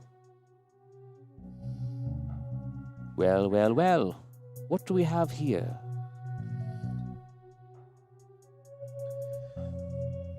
Well, Who what are do we you? have here? I believe you know who I am. I do Can not you know move- who you are, but I feel that you're trying to rescue this fellow. I am. Why do you do this? He is full of darkness. You cannot be his ally. I've been his ally many a times before, and I will be his ally again. My strange friend, I will find that this being here is incapable of anything but the vile torture that he puts himself through. You see, that's where me and you differ. I believe there's still goodness in him. I know there's still goodness in him. You know That's nothing why about he me. does what he does. And that's why I'm here to help him. Do you have a way to escape this place?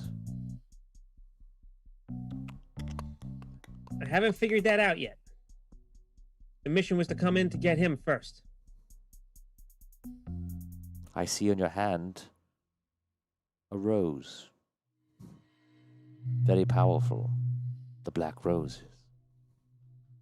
I will make you this deal. Give me the black rose, and I will free us of this prison. Your friend will probably fall into some sort of state of depression and shock before he is too trapped in here. But I, with the power of that rose, could draw down the walls of this shadow. These wizards will not release you. No, that is not going to happen. What do you mean, no? Why are you going to say it like that? What I'm saying is you're Why here not? for Yes. a reason. And I know you why are you're here for a reason, and we all are here for a reason. Why do we play Yes. these games with ourselves? Why do we worry about why we're here? There are decisions have brought us to this moment. In fact, they brought us to this moment for an acute purpose. Well, you are not part of my plans. I'm Or- part of nobody's plans, I imagine. But I know. I find that I have the time to do everything I need to do to make sure that I can accomplish everything in my own plan. You see, that's where I don't believe you. And I do believe you a little bit. I believe that you have your own intentions, but you're not here to help anybody. You're here because of things you've done in the past and that you can't be trusted. And what have I done? Exactly. Exactly. I know what you have done. You do not know who I am. Do you go by the name of the Clockmaster? Close enough. I know. Yeah. They call me the clockmaker, yes. Clockmaker, that was it. Ah, I was close. So this is, if everyone doesn't know, this is a an old master evil villain from a long time ago. He was pretty dangerous, you remember? Do you remember? Yes. I don't remember the specifics. I just remember him. Yeah, he was dangerous. So I suppose I am at a disadvantage. You know who I am. You know that I make clocks. What do you make? I know that I've stopped you, and I know you're here, and I know that I do you're not going know. to stay here. I do not know what you are talking about. I have never met you before. Well, you may have not met me, but I have met you. I don't like you. And I didn't like you very much when I met you back then either. I wish I That could, much I do remember. I wish I could remember. My offer stands. Give me the black rose. I'll get us all out of here. Do what you will with this creature, this person here.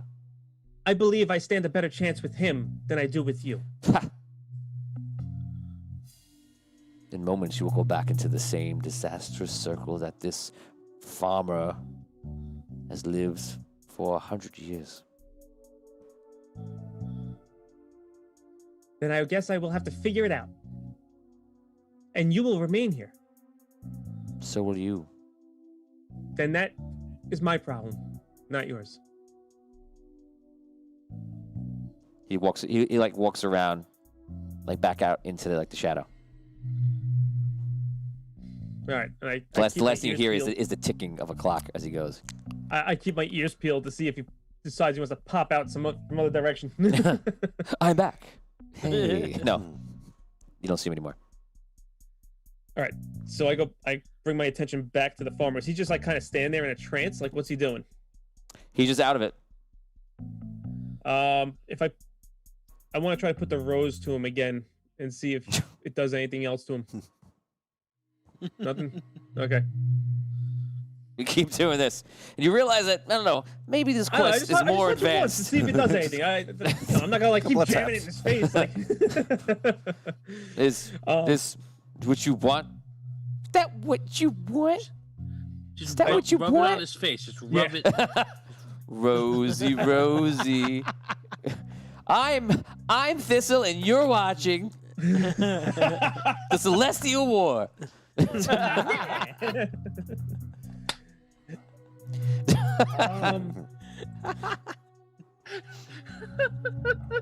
Richard Wild wants to know his two mage around. You don't see two mage. Jarrett Woods. Thistle should say, "I make foots and asses." And the clockmakers is next.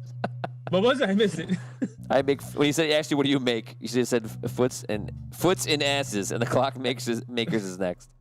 Derek Luxon. Oh, come on. Use an insight check to see if he's lying. Nancy Marie. This is where notes come in handy. Yes. The clockmaker is the first time he's ever been on the show. This is an old evil villain. Evan Moni says, Vinny's beard is coming in nice. Good job, Vin. Thank you. I just didn't shave today. I was lazy. Scott Weber says, be careful. Don't do it, Thistle. He's worried about you before. 50 stars. Thank you so much. All right. Does Super Farmer have anything on him? Is he? He has the armor on. He has his armor on? Yeah, crazy armor. You don't see the scythe or a weapon or anything else. Okay. Roll a insanity check. A what? Insanity check. Okay. Intelligence. What am I rolling here? Intelligence? All right. I rolled a 1, but I re-roll ones.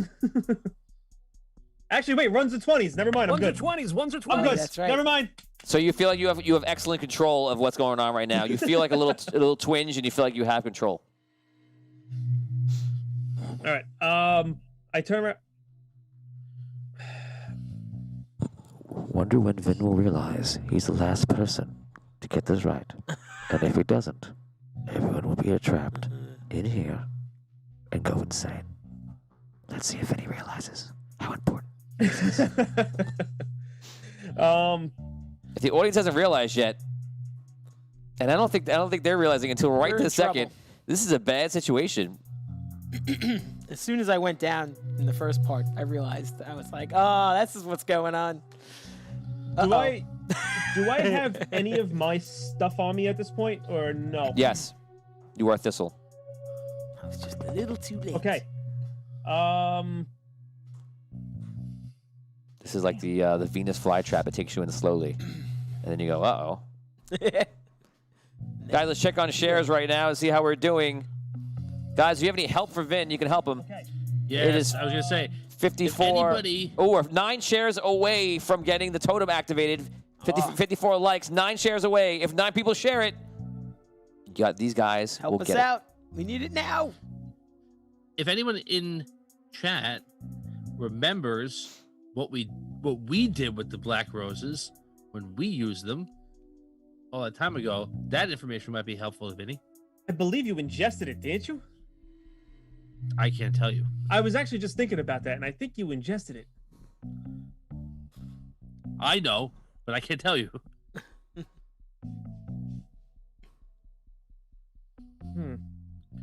Audience has got to help us out here. If anyone's watched the episodes, they can say it right now. The Oh, audience, man, the audience is that'd be allowed good. to help. Richard Wild says, how did Finn get the rose inside him? The question is, does Finn have a rose inside him now? The answer is no. Who else has a rose inside of them? Ormond? Orban has a rose inside of him, yeah, sure. He has my All rose right. inside of him. Right. Somebody else? Does anyone else have a rose? I had a rose, Brooke had a Yep. rose? but I think, yeah. Yes, Brooke had a rose because she was zombified. We held it off. Everybody roll Zombie-ified. a intelligence check of 12, Yeesh. and I will tell you if you roll 12 or above. I will tell you if you have 14. a rose or not. Nope. 14. 13. Rob, I know I don't. you have a rose. Vin, you have a rose inside of you, just so everybody knows. I do. I do? Yes. Yes. Yeah. 16. You have a All right, so- Hogar, you have a rose inside of you. I had a 14. Ibissi, you have a rose inside of you. I'm not, and just for clarification, I'm not awarding these right now. I'm just reminding you. It sounds like I'm awarding them. Just reminding you. You get a rose. You get a rose. You get a rose. Everyone gets a rose. Everyone look under your chairs. There's a rose. Everyone at home, go into the couches. There's roses. I've been in all of your homes. All right, so how did I get the rose inside me then? Did I eat it? Wow. Could somebody clip that? Could somebody clip that? You make foots and asses, Vin. Put How did I it get the rose together. inside me? Did I eat it? I guess I ate it. All right. I guess Super Farmer's gonna eat the rose. Wait, just so you know, this is what you're saying, Vin. Yeah, nobody. You seem excited. Oh my God. Do what you think is right. I don't remember. I don't even remember having a rose.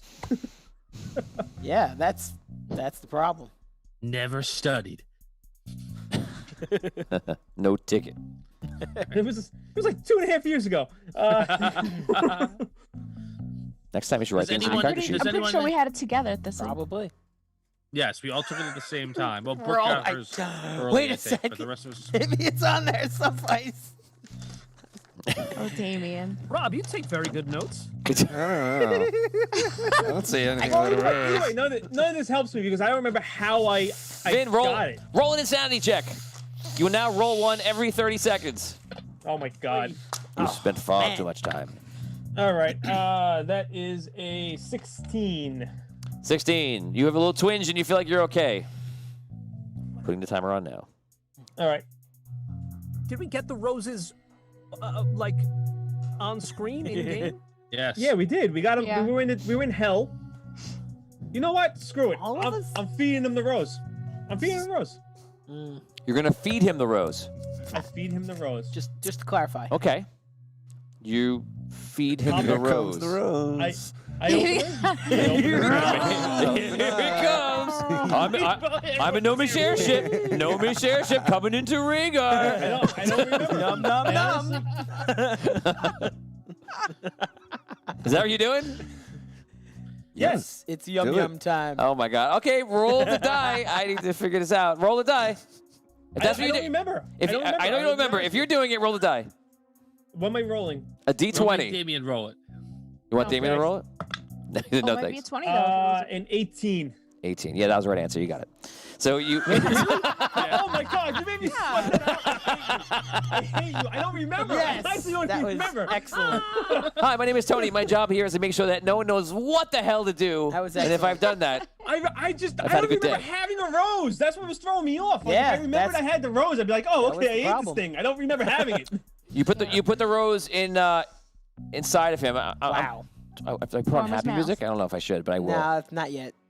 We're still stuck Nah, in there. yeah, it doesn't. I don't know. How about this music? That was good. That was good, like tension going crazy music. I have to say. It was. Oh yeah. I appreciated that. Christmas come early. Here we go. Oh my God. Give you a little break. You put it in, and all of a sudden you see Super Farmer's like standing there, and like he opens his eyes.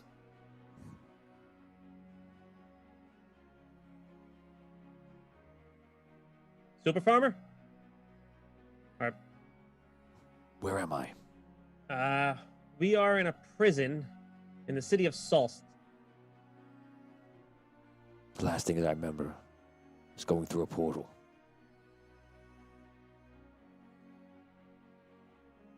Well, we're not on the world that you knew.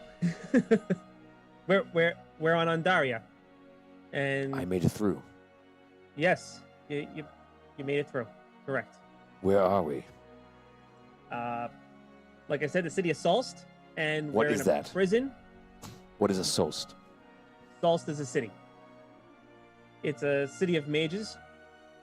Hadheld was running it for a little while, and I believe he imprisoned you. I don't know who that is. Who are you? Oh, all right. So you don't recognize me. All right, that's good to know. You might know me by the name of Mal, or maybe Mordek, or You are reborn. Is that it? I am. I am the same.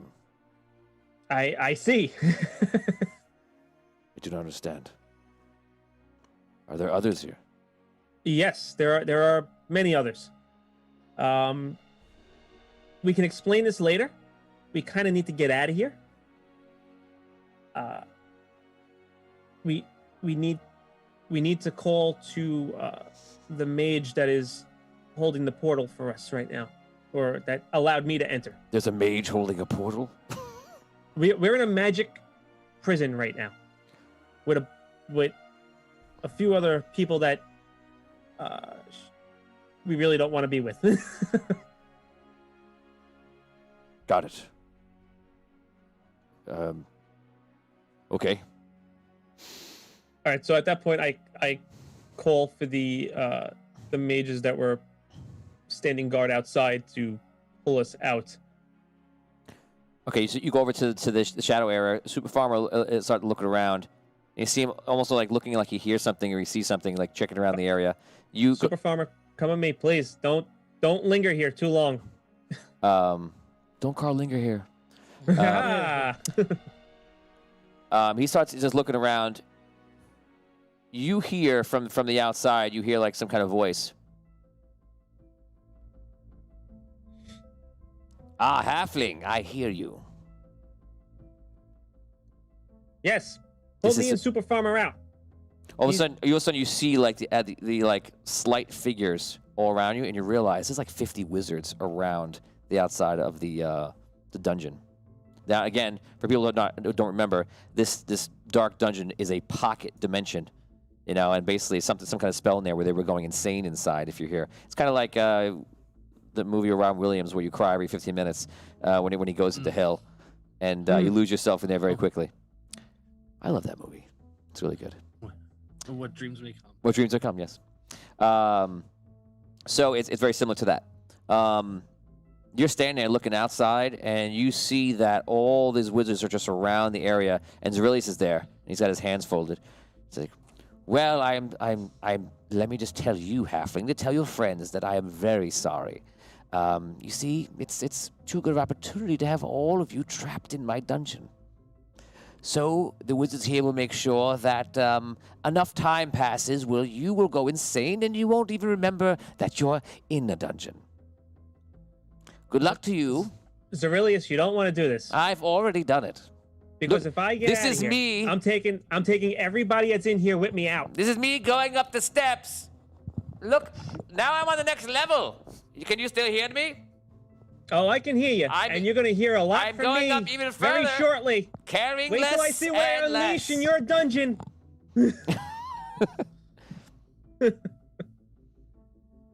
Tom, we're going to go over to you. Tom, you are sitting in the Elven Forest and looking around, and you feel like you're in a statesman at this time, your old job before you became a wizard. And you're just like kind of walking around aimlessly. But the forest is not the same. It's like you're going to walk over to, I guess, like you're a statesman, you're a realtor. This is what you are. You're a medieval realtor, right, Tom? I am. So you're walking around, but as you look at the forest is on fire. And you stop and you look up and you're like, I'm supposed to sell this. I'm supposed to have somebody to live here, and yet the whole entire forest is on fire, and it's like falling around you. It's not hurting you, but it's falling around you. I look around. Do I see any other elves anywhere? You look around for elves, and as you do that, you see elves are actually on the floor, and they're dead.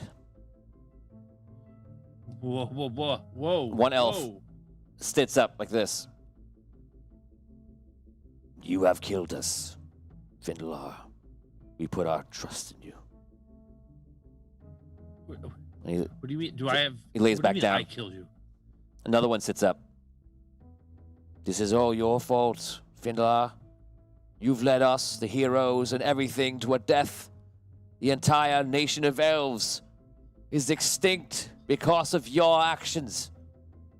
He lays down. Wait a second, guys. What do you, do I remember myself now, or I still think I'm in the past?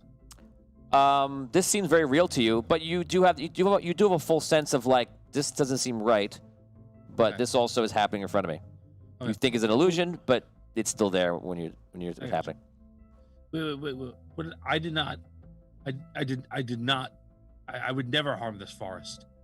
You I see love this forest. You see another elf is like sit up, and they look zombified in a sense. He's like, "It is your fault. You chose to go to the future. Imagine the years spent in saving our lands, but now we are nothing." He sits back down. It was the only way. I thought it was the only way to save this world. What good would it be to save the lands for a year or 2 years, 5 years, only for the world to be destroyed? All of a sudden, you see you feel a hand on your shoulder. It's a seer, and the seer's like, "You have failed us. Everything I have taught you was now for naught. A disappointment." Sorry, I can make it right. I can make it right. Make it right. I just gotta figure out how to get out of here. Just how do I get out of here? So look. There is no escape. All of a sudden, you hear escape all around, and you feel like that you've kind of lost yourself. You've lost your way. All of a sudden, you see everything go slow, and a portal opens up, and you see Kanos walk through. And Kanos walks through with the fire blade that he has, and he walks up to you. And the more you go to move, the slower you move. And when you go to speak, as I described to Rob, you feel like you almost can't speak. You have one round of action before dying. 6, 5, 4, 3. All right. 2. I put up a wall. I try and put up a wall between us. You go. You put up a wall, and you see it's like forming in front of him. And he just walks, goes, slices it with the weapon, and walks to you. You see it. Obviously, Kanos just walks closer and closer. I will enjoy this. The Red Kingdom will run in Daria to the fall of Falandor. He walks over. Tom, could you please put your character sheet into an envelope and mail it to Sure. Phoenix Studios? Or if you want to mail it to Brooke's house, and Brooke could just send her character sheet with yours. I'll just Save on character sheet. postage. Yeah, please. Thank you. Want some hot sauce? Hot sauce. As you're sitting there, Tom, you see Kanos is walking closer and closer, and all of a sudden, you see the sky go black, like everything's getting worse and worse, and you feel like that you're literally about to be killed, and maybe perhaps the world is closing in on you. You don't know what's happening if you're going insane and everything, and all of a sudden, you see an apparition of death appear behind Kanos with the scythe and everything else. Stagmon, I got you. Don't worry. and he stabs Kanos with the scythe, and kills him. And you're standing there, and all of a sudden you see the whole reality kind of fade away, and the apparition of death walks over to you, and it appears back into Super Farmer, and he kind of takes your hand. He's like, "I assume that you are Stagmon, yes?" Yeah, I was. Come with me. I guess I will.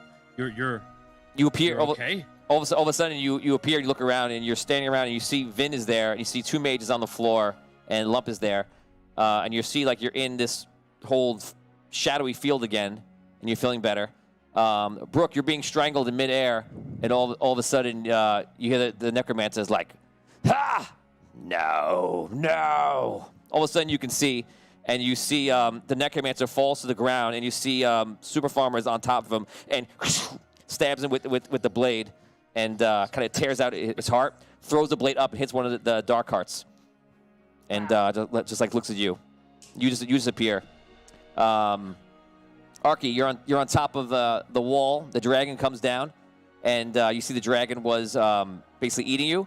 Before the dragon bites, a figure is next to you and pulls out the dragon's jaws, and then kind of like pulls it off, and then like push the dragon back with some kind of immense strength and like darkness. You feel like a dark air, like evil energy around you, but it seems to also be protecting you at this time. Damien, what's the last thing that you remember from when your armor was crumbling? What's the last thoughts going through your mind when the blade went through you? That this wasn't real. As you say that, you look down and you see that the farmer is just standing in front of you. And he's like, my friend, now is the time for action. We must leave this place. I'm with you. And you guys teleport back. Holgar, you're standing there, and Bludgy's there, and Bludgy has a knife to your throat. And all of a sudden, you see a shadow appear behind him, and it looks like Death himself. And Bludgy kind of sees a shadow on the walls and like looks behind him. What do you do, Holgar? I back away from Bludgy. Okay, you're chained up. You just kind of like back off a little bit. And he goes, what the hell is this? Some sort of illusion? And Super Farmer just walks over and he goes, no, I am Death. Oh, man. Oh, my God. And he kills him. And Super Farmer kind of looks at you and he nods. All of a sudden, you're all standing there, back in there. All these illusions have been broken. And you're removed from Super Farmer's own insanity and freed from it. And you're all standing in the same prison. Super Farmer is looking around in like the room and kind of just walks between all of you. You can all roleplay. Did we make it? Wow. Yeah, I freed him. But we have a problem. Zarilius trapped us here. He tricked us. He's not letting us leave. Trapped in the prison? We had a deal. Yeah, well, apparently the deal with the, Zarilius didn't really count for much. So, Two Mage walks up to the shield, and he tries to go through. Tries to like vibrate his body to teleport, like, and sees he can kind of go through a little bit and pulls his hand back in. He goes, I believe I can escape. He goes, Super Farmer, would you help me with this? Super Farmer walks up. Whoa. He grabs Super Farmer and goes through, and all of a sudden, and through the shield, you see shadows the other side, and you see like black lightning going around the room, killing, and you see like the picture of Death disappearing somebody to the side. See blood splatter against the wall, and it's just all terrible, horrible chaos and screaming, and the Wilhelm scream rings out like 6 times. They're like, he's killing us! He's killing us! What's happening? All I know is this is probably a better death than I had planned for them, because I was going to let the clockmaker out and just like let them rain no, this terror. is amazing. That's like, God. oh, man. All of a sudden, you see the shield dropped. And you see Super Farmer just stand there. And Two Mage is like, it's time to go. Let us get out of here. Yeah. Let's move. He starts, Two Mage says, we will get to the shield. I will try to get us through the front. We will do this very fast. He grabs 2 of you forward. He brings, we'll say, Botorius and Super Farmer, brings you both to the front shield. The wizard's right there. Super Farmer immediately hits him with the staff, hits another guy. Super Farmer just like punches the other guy. Two Mage goes to the shield and opens the shield enough for people to start getting through. He does this at repetition. It happens in the entire time of 30 seconds, and you guys get outside of the shield, where you guys break out, and break out of Solst. Now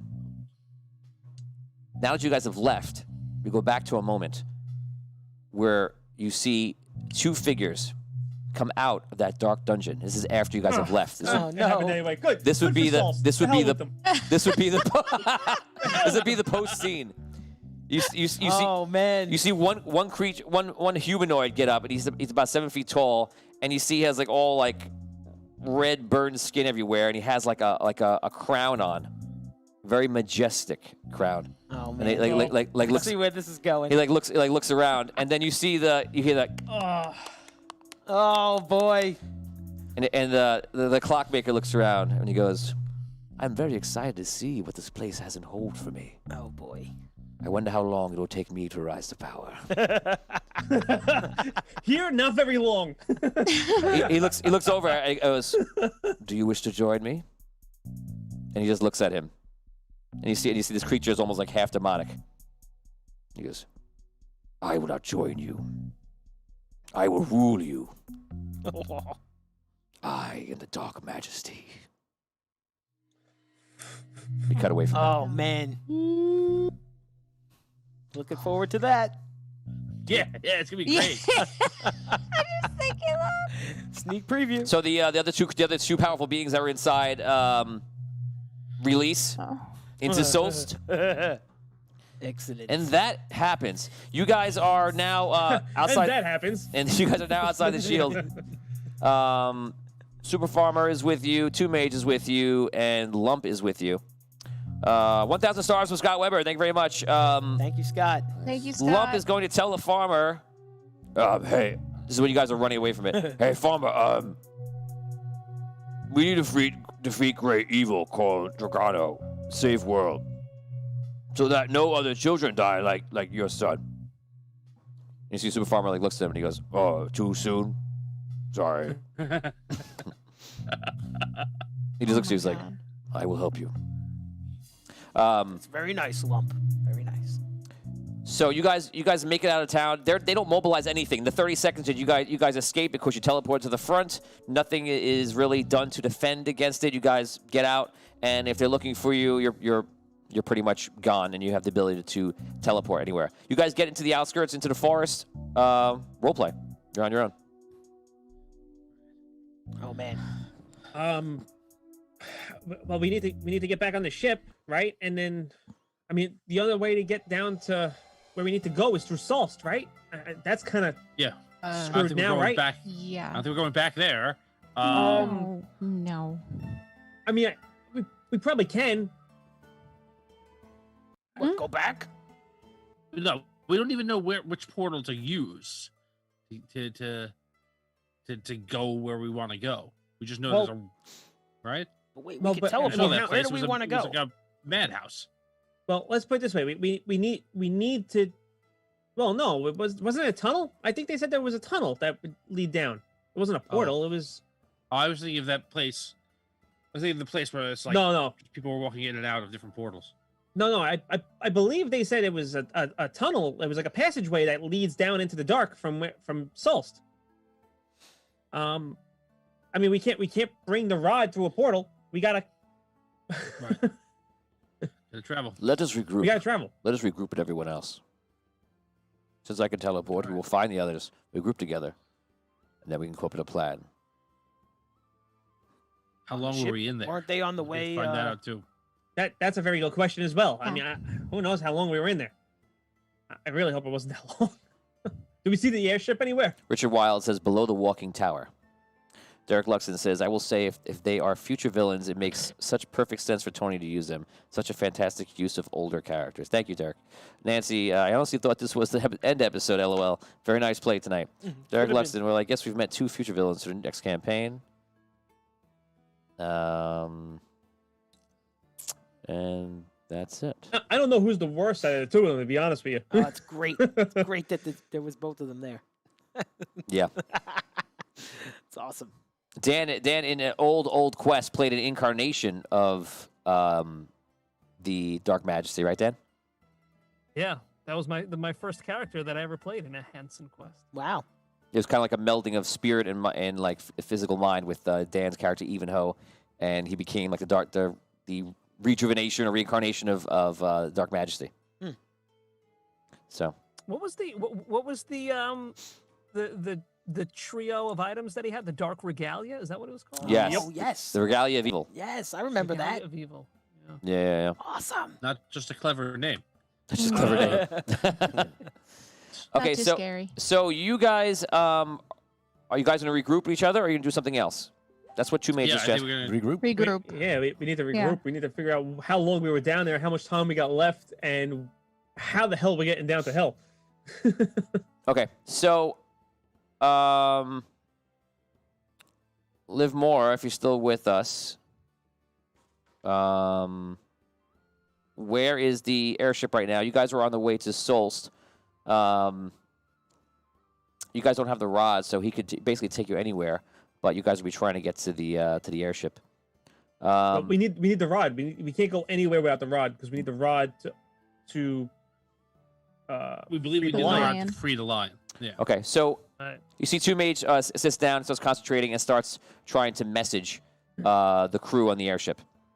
And it takes him a little bit. It takes about 10, 15 minutes. And he's trying to meet them. And he gets up. He goes, I will return momentarily. And he teleports. A lot of time passes as he kind of zeroes in on them after messaging with them. He finally comes They back. take the time to fill Super Farmer in on what roughly is happening? Yes. So in that time, you fill him in on what's going on, that you basically tell him that he's been in prison for literally a scratch under a century. The conversions happened 75 years before the first quest in season 1. Then you guys went to the future.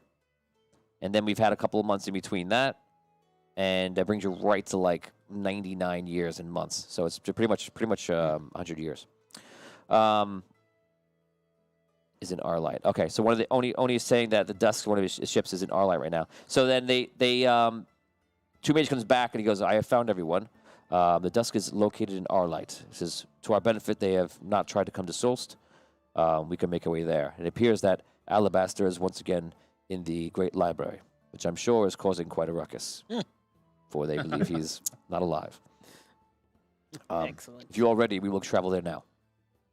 Yeah. Okay, you guys teleport.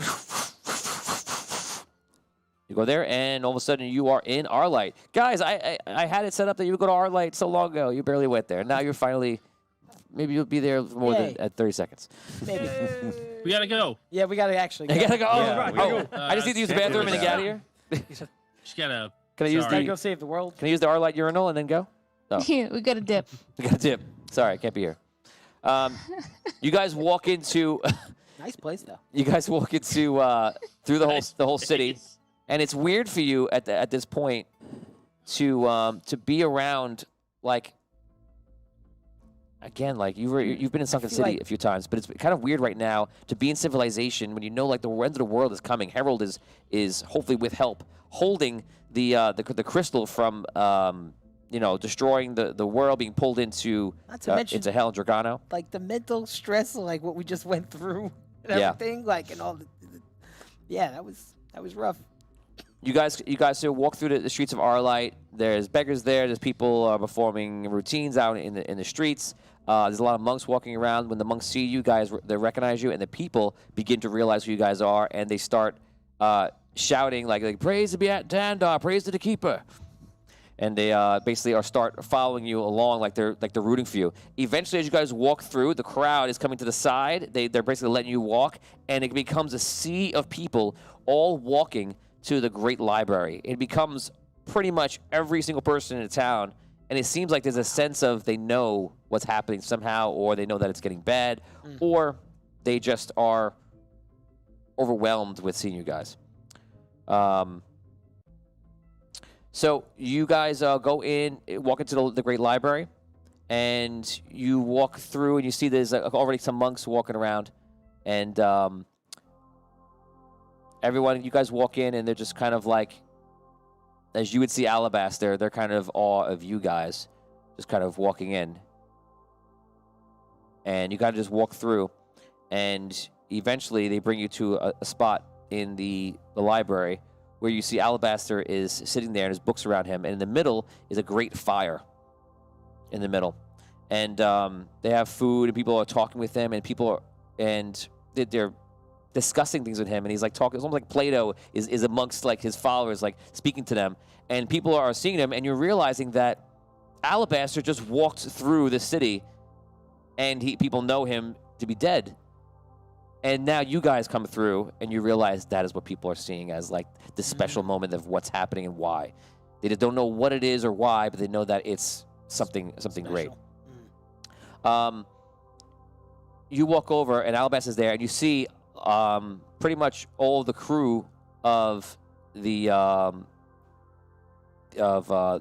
Dusk, and they're all kind of sitting there around him while he's talking, and he basically just is discussing different things with people. And when Alabaster sees you, he's like, "Ah, my friends, I have learned a lot about the future. But perhaps it is time that we learn a bit about the truth of our past. Come, sit by the fire. I have saved the best seats for you." Thank you. Super Farmer walks through with you guys. He's very out of place, and Alabaster stands up and he sees him, and he's like, "My friend, I cannot tell you I am to see you. It is good to be back. I am still a bit groggy, but I will do what I can. I feel like I've arrived in such a late hour in this battle. Yes, but I believe at the time that you were meant to. Kind of nods, sits down. Two mates sits down. Anybody else not sit down? If you guys just want to leave our light, you don't have to stay. You can just go.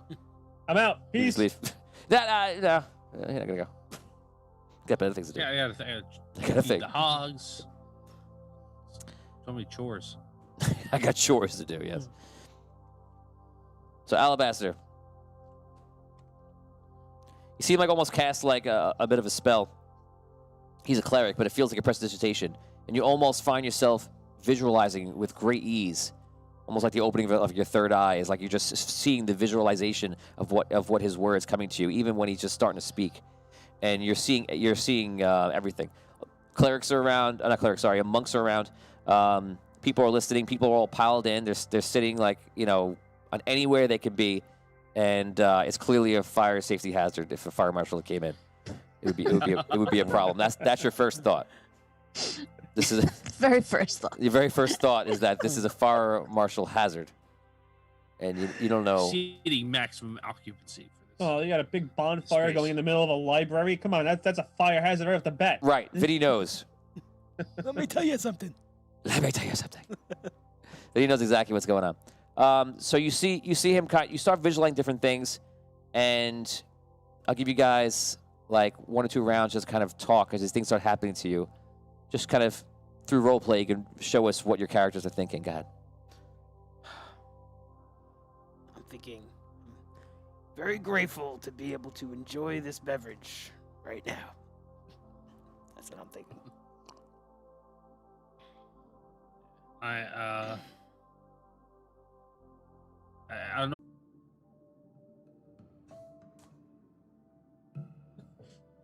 Guys, let us know in chat if you're getting us right now. Unfortunately, we're having internet problems, guys. I'm sorry. It looks like it's coming back. Guys, just reset your Facebook if you're coming in. And once again... Yeah, I'm back. Facebook's back. Twitch looks like it's coming back. Instead of Froze was in the middle of speaking. I was Twitch is back. a whole dramatic thing. Everyone was Rewind. crying. You missed it all. No, sorry.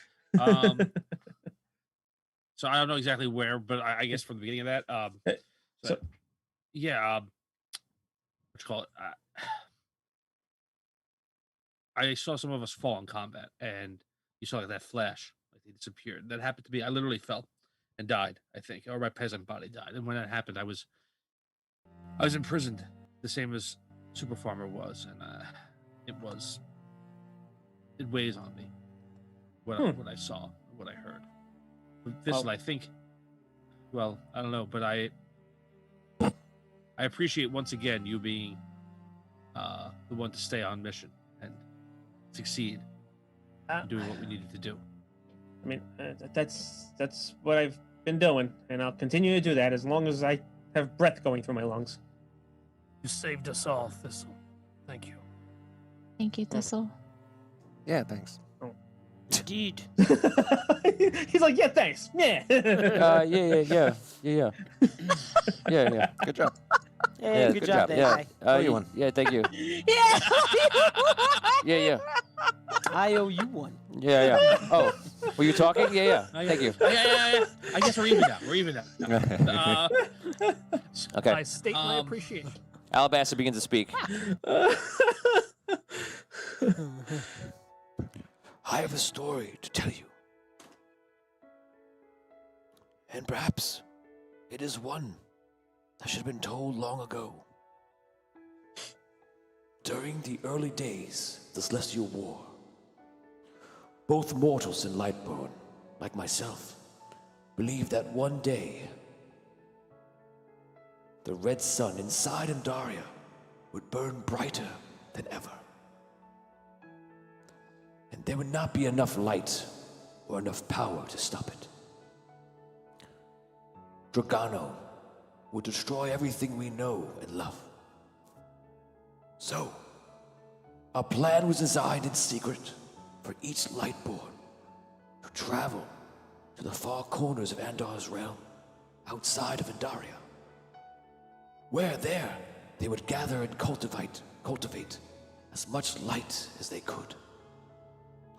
And in that endless search and determination, we would endeavor to create beings strong enough to save our home world before the red fire burns, before the ancients fight once more, before Andaria is destroyed. Here we sit, gathered around this marvelous city. Behind us is our fear, and ahead of us shall be our trust in each other. We must replace everything we thought we could not do with the trust of the heroes around us.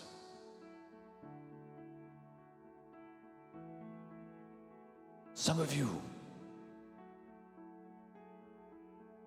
have questions. And I see that. And for a time, it will be difficult. How much time is left? Will Dragano destroy Andaria as we thought? And can we do enough? Each one of you be enough to stop what he is trying to do? I tell you, when we set off on that quest a long time ago, I did not know what the future would hold. But I am proud for it. And I believe it is because of that and everything that we have sacrificed that we are sitting here today with one very important thing that before we did not have. Choice. Let us choose together to stop Dragano and be done with him forever.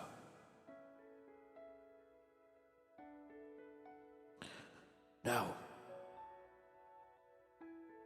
I wish to tell you the truth about our history. A long time ago, Andar created Andaria and other worlds in his realm. Dragano at this time existed within the realm as well, looking for his opportunity to take over and hurt Andar. And he found it. In a time when the ancients were young, immature, simple children. They fought with one another, and at a certain point, Andar scolded them with limiting their power. He created a crystal, and in that, their ability to harness light, energy, their very being. But he forced part of their being into those crystals forever, entangling them with it. The source of their immortal life and their power. Without it, what would they be? No one knows. But I fear we will find this out soon enough. Remember, the Archmage and Queen were not created at this time. And many different histories say that they were, but they were not. The ones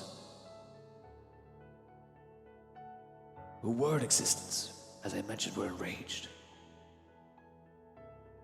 Andar even declared one rule to them. He told them, "You may never hurt each other again. It is forbidden." The ancients were not pleased, of course. Much time had passed with little progress made. One day, an idea was formed. The Elven Lord and the Dwarven King used their power to contact the red sun, Dragano. And they offered an exchange. This is not known to anyone.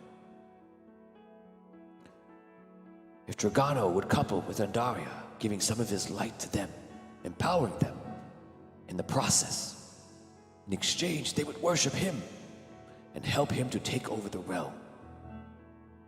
The Dwarven King and the Elven Lord, who were close then, and would each rule half of the world, the Elven Lord above and the Dwarven King below. Dragano agreed, and in an eclipse, a shadow away from Andar, Dragano made his move. A move that Andar did not expect. The red sun began to pull Andaria towards it, and in process created life from his light, the queen and the archmage. Andar was furious, and at his first chance struck at Dragano, with Andaria almost torn apart in the middle, creating the great moon in our sky. Here, her complete self, barely holding together, if at all, and her heart almost broken. When all was said and done, Andaria had shielded Dragano, who became both guarded and trapped inside. After a time of rage and recovery, Andar spoke to the ancients, now 8 in total. Andaria is mother to you all, and Dragano father to some. You have brought nothing but pain to her, and inside her burns the one who seeks not to help you, but to destroy me and rule you and everything you are. I tried to save you from yourselves, but it appears I have only encouraged your greed for power. Well, now I charge all you with guarding the very evil you ignited. You are the wardens of Andaria, your mother.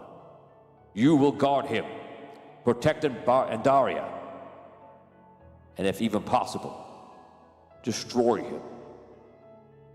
And when you do, I will return, and you will be forgiven.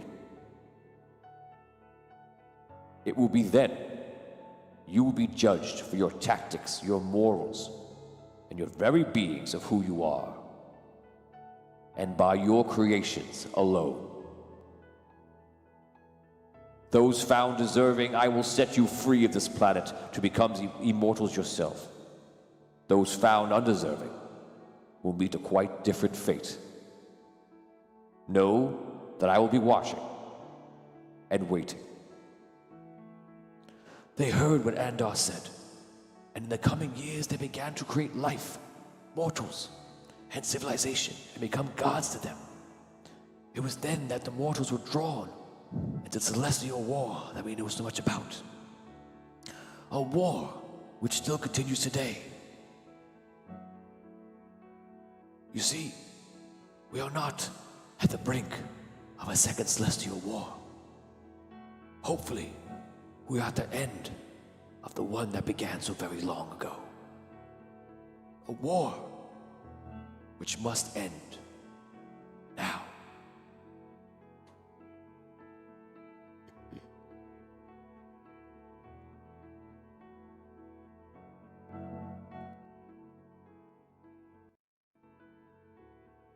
You see everyone kind of opens their eyes.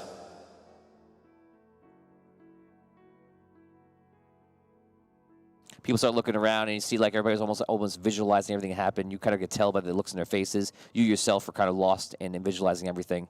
And some people are moved to tears. Some people are shocked by what they're hearing. This is some of this stuff he's saying. It's almost like they heard all the right things and the story that is and what was happening. But it's almost like it was jumbled up and twisted in a way that it was never explained properly to them. And you see with some people it chimes in with true meaning. Some people with resolve. Alabaster gets up and just nods to everyone, says nothing, and then goes into the back to rest. Near him you see all these books that are found. And these are the same books, Findelar, that you saw that came from Mister, who found them in the Chronomancer's tower. And apparently it's the research that the Chronomancer was doing, and you could surmise that when he saw that here was the truth in the books, perhaps Alabaster thought it was time to put it out, thinking that this is his place, this is his time, this is his reason for being here, to let people know the true focus of what's happening. You guys can now role play. Everyone starts to mull around the room a little bit. Wow.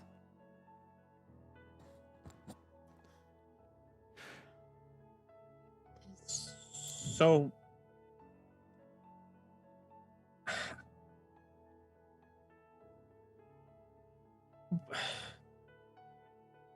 I learned the story of how Dragano created the Archmage and the Queen years ago when I was imprisoned in Solst.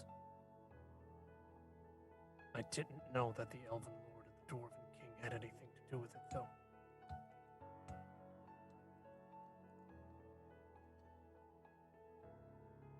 well, that imposes a little bit of a problem. Does that mean that the Dwarven King is trustable? I mean, I he's guarding the Red Knight, right? So,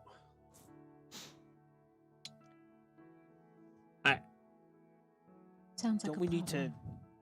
focus on the I don't know. lion Is it? still? We have a mission. Right? I don't think any of the ancients are trustable. And I've felt that for a long time. I feel it even more strongly now. Dan, if you could talk louder into your mic. I don't think we can leave any of this up to the ancients. I think this is our job. And I think we need to complete this as best we can, independent of any of the ancients.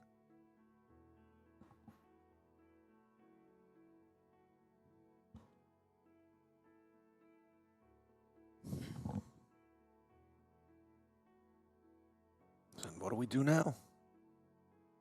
Everything seems backwards.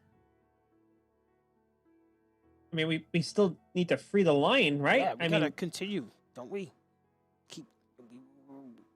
we still have the mission of stopping Dragano, Yeah, and we don't have much time. the only direction that we have on it is to free the lion. Yeah. I agree. We free the lion. But I think we need to stick to our instincts in doing what we think we need to do after we free the lion. The lion doesn't call the shots when we free him. Well, I don't think that was the plan. I mean, we still had to free him and then go back to the crystal and make sure the collector's crystal doesn't get destroyed. I agree. Because if That's the what needs to collector's be done crystal first. goes into hell, that makes Dragano more powerful, which we don't want. Right. I think what Hogarth's saying is that if we free the lion says, now we need to go do this instead, or I don't want to get involved in that fight or whatever. Like that's No, not I where- follow. Yeah. All right. Agreed. We do. We do. And then I just What about the Red Knight's crystal? look. He's That's another protecting it problem for from- another day. He's protecting it from Kanos, not from Dragano. I think we can trust him in that mission. I hope we can. And if we I mean, can't, he gave us the ring to free Andar. I mean, Toon Mage stands up because I you believe, know what I mean. I believe there's something that we should talk about. yes. Let us go to a private place. He walks over to like another room in the back where people. It's like another part of the library where you can sit and read, but there's no one in there right now. You guys kind of follow him in there.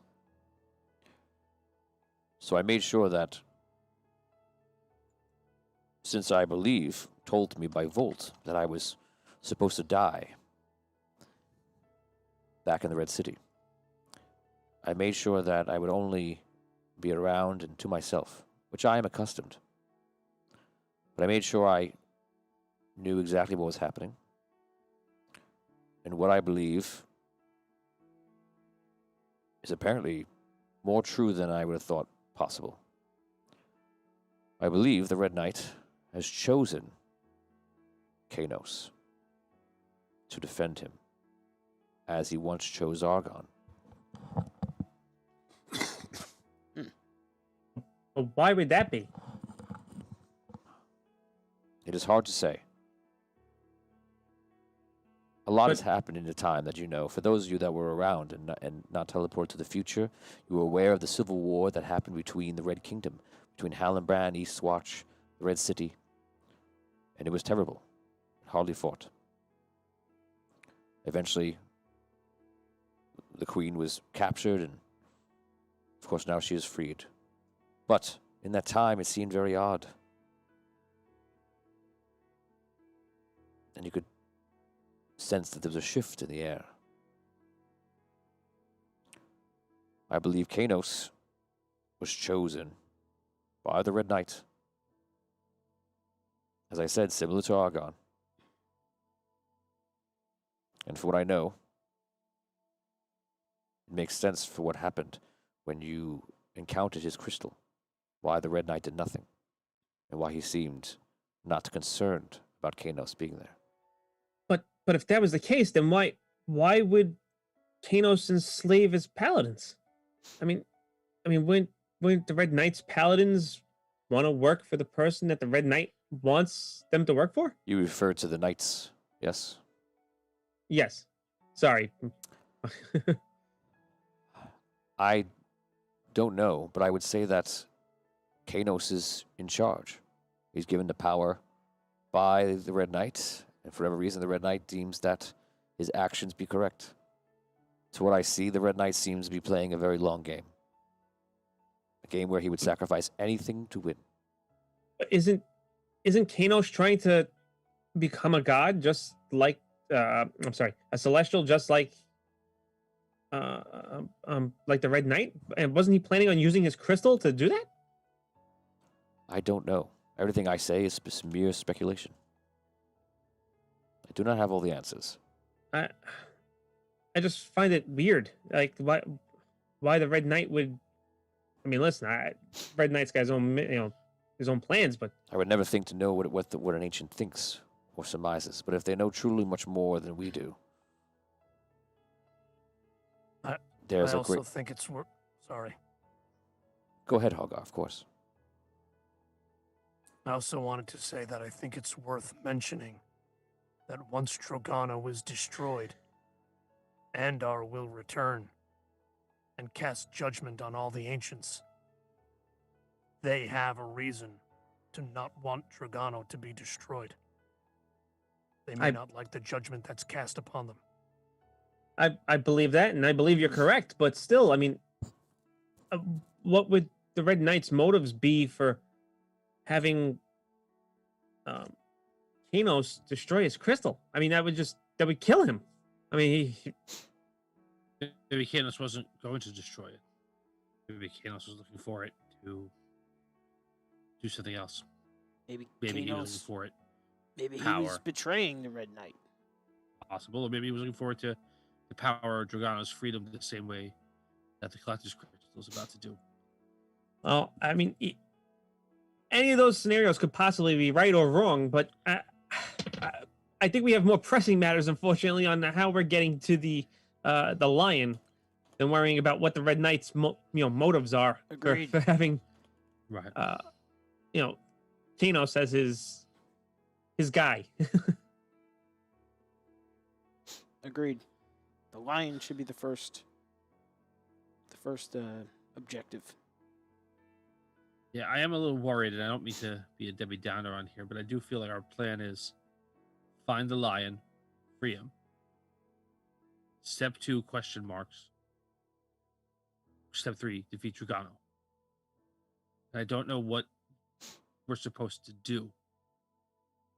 I think we were relying on we'd free the lion, and the lion would know what to do, or this is how I would defeat Drogano, or I will fight on your side, and best in combat or whatever. And now I feel like I can't trust the lion. I don't The Elven know. Lord was allied with Dragano. Pledged himself. Well, let's That put was it my this way. agent. He created the elves. Let's think about it this way, though, right? So, the lion from Alabaster Story was never mentioned about being allied with Dragano Yeah. or doing anything inherently evil, right? Nor was the Collector, right? Or really the Red Knight, for that matter. I mean, But We- the rod was commissioned to be made by the Elven King, the Elven no, Lord. No. no, the rod was commissioned by the Red Knight. Right. The rod was commissioned by the Red Knight and the Red City, actually, They to help. they had the Elven City help with materials and things to make it. Make the. Yeah, so it was Okay. they worked. The Red Knight wanted it, but the Elven City commissioned it for them. They were working together. Well, the Wizards. I Okay. should say the Wizards Tower of Falandor was working with the Red City. I have That's to more say, correct. I don't think that there were any. I don't believe that there were any wizards in Falandor that were secretly allied with Dragana. I mean, maybe one, but who knows? I don't believe so. I did not. I think heard what this is- Alabaster said. I did not take it to mean that the Elven Lord, your ancient, is evil. I do No. take it as they were immature at the time. Yeah, it's shocking. I guess is more the idea of it. Indeed. All right. Well, I still see our problem being how are we getting to the lion? All right. So what entrances to the dark do we know of? We know of the Sunken City, but to get there with the rod, it's going to be what 12 hours, and then we have to get down through the city into I the don't know. depths. I don't know of any way to get quickly enough where we need to go. Right? Through Sunken City or through Well, the City fastest underneath way. You hear a knock on the door. Like, may I enter? You see Alabaster come in. Of course, Alabaster. I heard you speaking from outside. sorry. Do not have fear. And I have read a lot and studied the books that I found from one of your allies, Mister, and his friends. And I have come to a belief that you are indeed correct. You must, as you know, find the lion, free him, and hopefully he will aid mortals in the battle to come. But I have a very strong belief about how that battle will happen.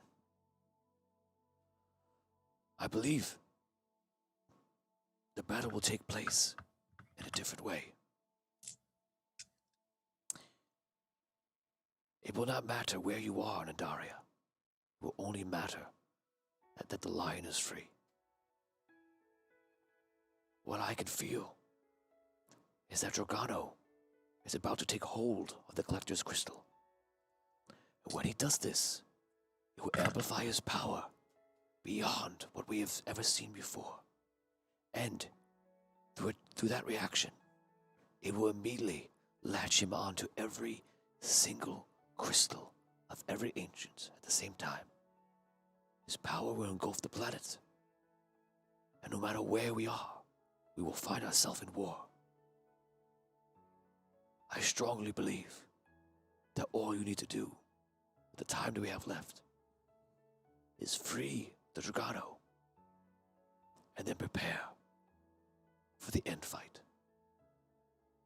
No matter where you are, if I am here, if you bring the rod with you or leave it with me, it will not matter. I will be with you. We will all be with you.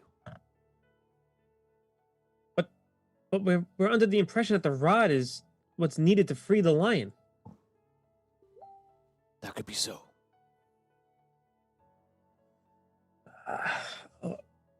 Do you know of any ways to get down to him, or where we can enter from, other than the Sunken City?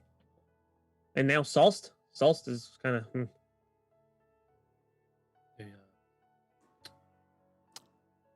I do not know. There are a few ways. There is one near Souls, yes. There is one further east, I believe, of the Dwarven lands. And of course, the one in Sunken City. But you have a wizard with you who could teleport. But the rod can't teleport. Perhaps you could cast magic and fly there.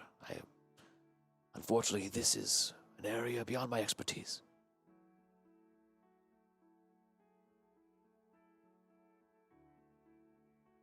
Perhaps, from what I've heard, you have made friends with Indaria herself. Perhaps ask her for assistance. Certainly can try. The tree is in the center of the world. Well, how close is the tree to the Queen's fortress? It is far. But once you get to the bottom, to Peliondaris, I believe it is not that much further. You could make it in time. If we were to fly to the tree, and perhaps you could speak to Indaria. Maybe something could be done. And if not, you are closer to finding a way down than you are here in our light. True. Well- We could go. Maybe I can do what Ormond did. They ran and I traveled was- through the tree. I was just about to say that. Maybe we should test it first before we try it, because if the rod can't go, then we have a problem. Then we have to fly. All right. So- Except what you call it? I can't. I can only do it for an hour a day. So I don't want to use it now and then have to wait a day. Try it again. Well, we kind of need to go now. So, Yeah. I mean, no. I think that means we can't test it. Maybe we should That's my just point. fly. Well, I mean, if you could do it for an hour a day, right? I mean, you should be able. You could transport yourself a couple times, right? I mean, you don't have to necessarily transport to the tree. You can transport from tree to tree here, and just to see if it works. Right? I don't know. I'm asking. Oh. I see. And do that. Take 2 minutes to do that. Yeah, just to test it. travel- Okay. Okay. Except, all right. If it doesn't work, then, or if it does work, I don't know. If it does work, there's no problem, I guess. But if it doesn't work, and we have to travel by traditional means to get to the tree, it will take more than an hour to get there from here. In I which case, understand. I won't be able to use Captain Darius' powers again until tomorrow. Well, how long is it? How long is it to fly there? I don't know. I turn to one of the captains or. They're not in the room with you right now, but you're probably looking at like I don't remember exactly what it is. Probably looking at 12 hours, something like that. And how many hours do we have left? Yeah, I was gonna say. Do we know? So you believe you killed 5 hours in that ordeal? So that would bring us to 48 hours left. We had 53 coming into today. Right, so you're down to 48. 48. 12 hours. All right. We could, might be enough time. I mean, may not be bad. You're 48 hours mean, in 2 days exactly. if it works, I mean, what time of day is it right now? Do we know? Doesn't matter. No, it does does. matter. It does matter. because No, we've got to mid- go. it's midday. Right. What is I it? would say Midday. midday. Midday? Okay, so that works. Right. All right. I'll try it. Let's try it. Okay. There are Let's prepare first. there are trees Let's- outside. If you're going to cast a druidic spell. Pardon? Sorry, What did you say? Tony's cutting out. No, I How's just that? said. You asked me. Alabaster said there are trees outside. If you wish to cast a druidic spell. I do. Hey, thank you. All right. Come on. Let's get what we need first. But we get the rod. Everybody has what they need. Supplies. We're good. Everybody Yeah. ready to I'm go? gonna try. I'm gonna try a Yes. little, like tree to tree here, Just test it out. I know, but if it works, we gotta go. So we need to have everybody with us, which includes, I guess, Super Farmer now, right? Am I on the same page here, right? Right. That was the I reason will we got him. travel with you if you feel I am best suited there. I think that you will be best suited whenever we have to free this lion.